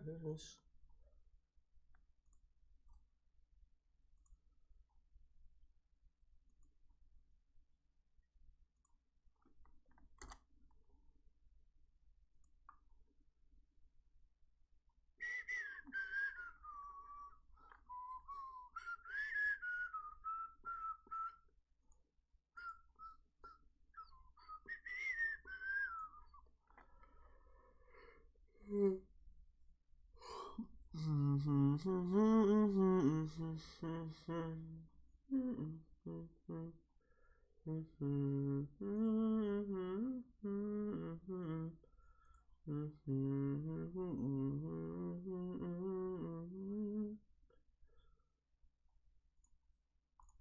Shade, I don't a guy who remember can, what I was doing. cast darkness, and Star Sapphire, a woman who can shoot pink lasers out of the gem in her mask, appear at Luthor's place to discuss a job where they'll all be paid to fight alongside him and Humanite against the Justice League. These villains will appear throughout the show, but in their debut episode, they're just villains with powers to fight against the League. Whether they were new characters with these powers or from the comics, it would make no difference as we care about Lex, and the Ultra Humanite has already had plenty of character injected in, but for the likes of Star Sapphire, you can expect next to none. And I had those flames out before the firemen even stepped off their trucks. That's fast. Fastest man alive. Which might explain why you can't get a date. Yeah. Hey, what's that supposed to mean? Quiet.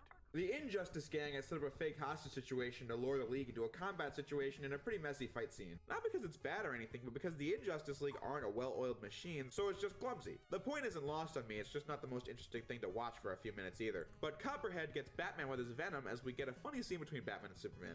I'm headed down to Stryker's to interrogate him. All right. Let's go. No, you're staying here. That venom almost killed you. So? So, you're staying here.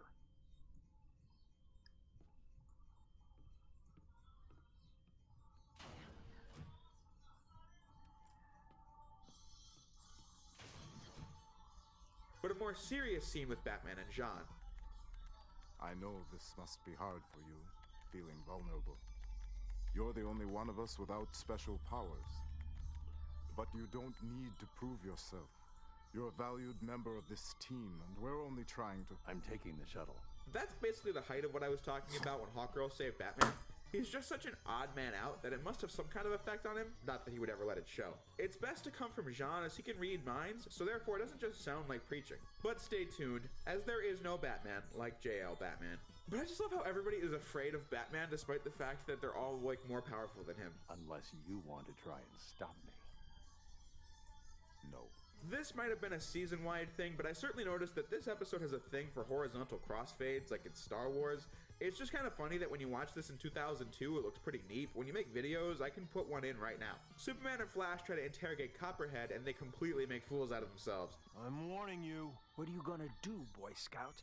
Short my sheets? Superman has been able to do interrogations before, but to be fair, that was just a government agent that he wrecked. In general, the supervillains have never been very afraid of Superman, so it makes sense that his interrogations in Justice League never go that well. That's Batman's forte, and I like that, as it shows just how much of a valued contributor Batman really is, despite looking like he has more limitations. Luthor is scolding his team for failure, which, now that I think about it, really sets this whole team up for failure, as everyone just wants Luthor to sign a check, and he's berating them for failure, whereas the Justice League has the exact opposite attitude as demonstrated in the previous two scenes. But now that Copperhead's down and in jail, Luthor is down a teammate, and we all know what this episode has been missing so far. You're crazy. And what's wrong with that? It's done wonders for me. Get out of here. Oh, Lexi, I'm hurt. How could you have this little party without inviting me?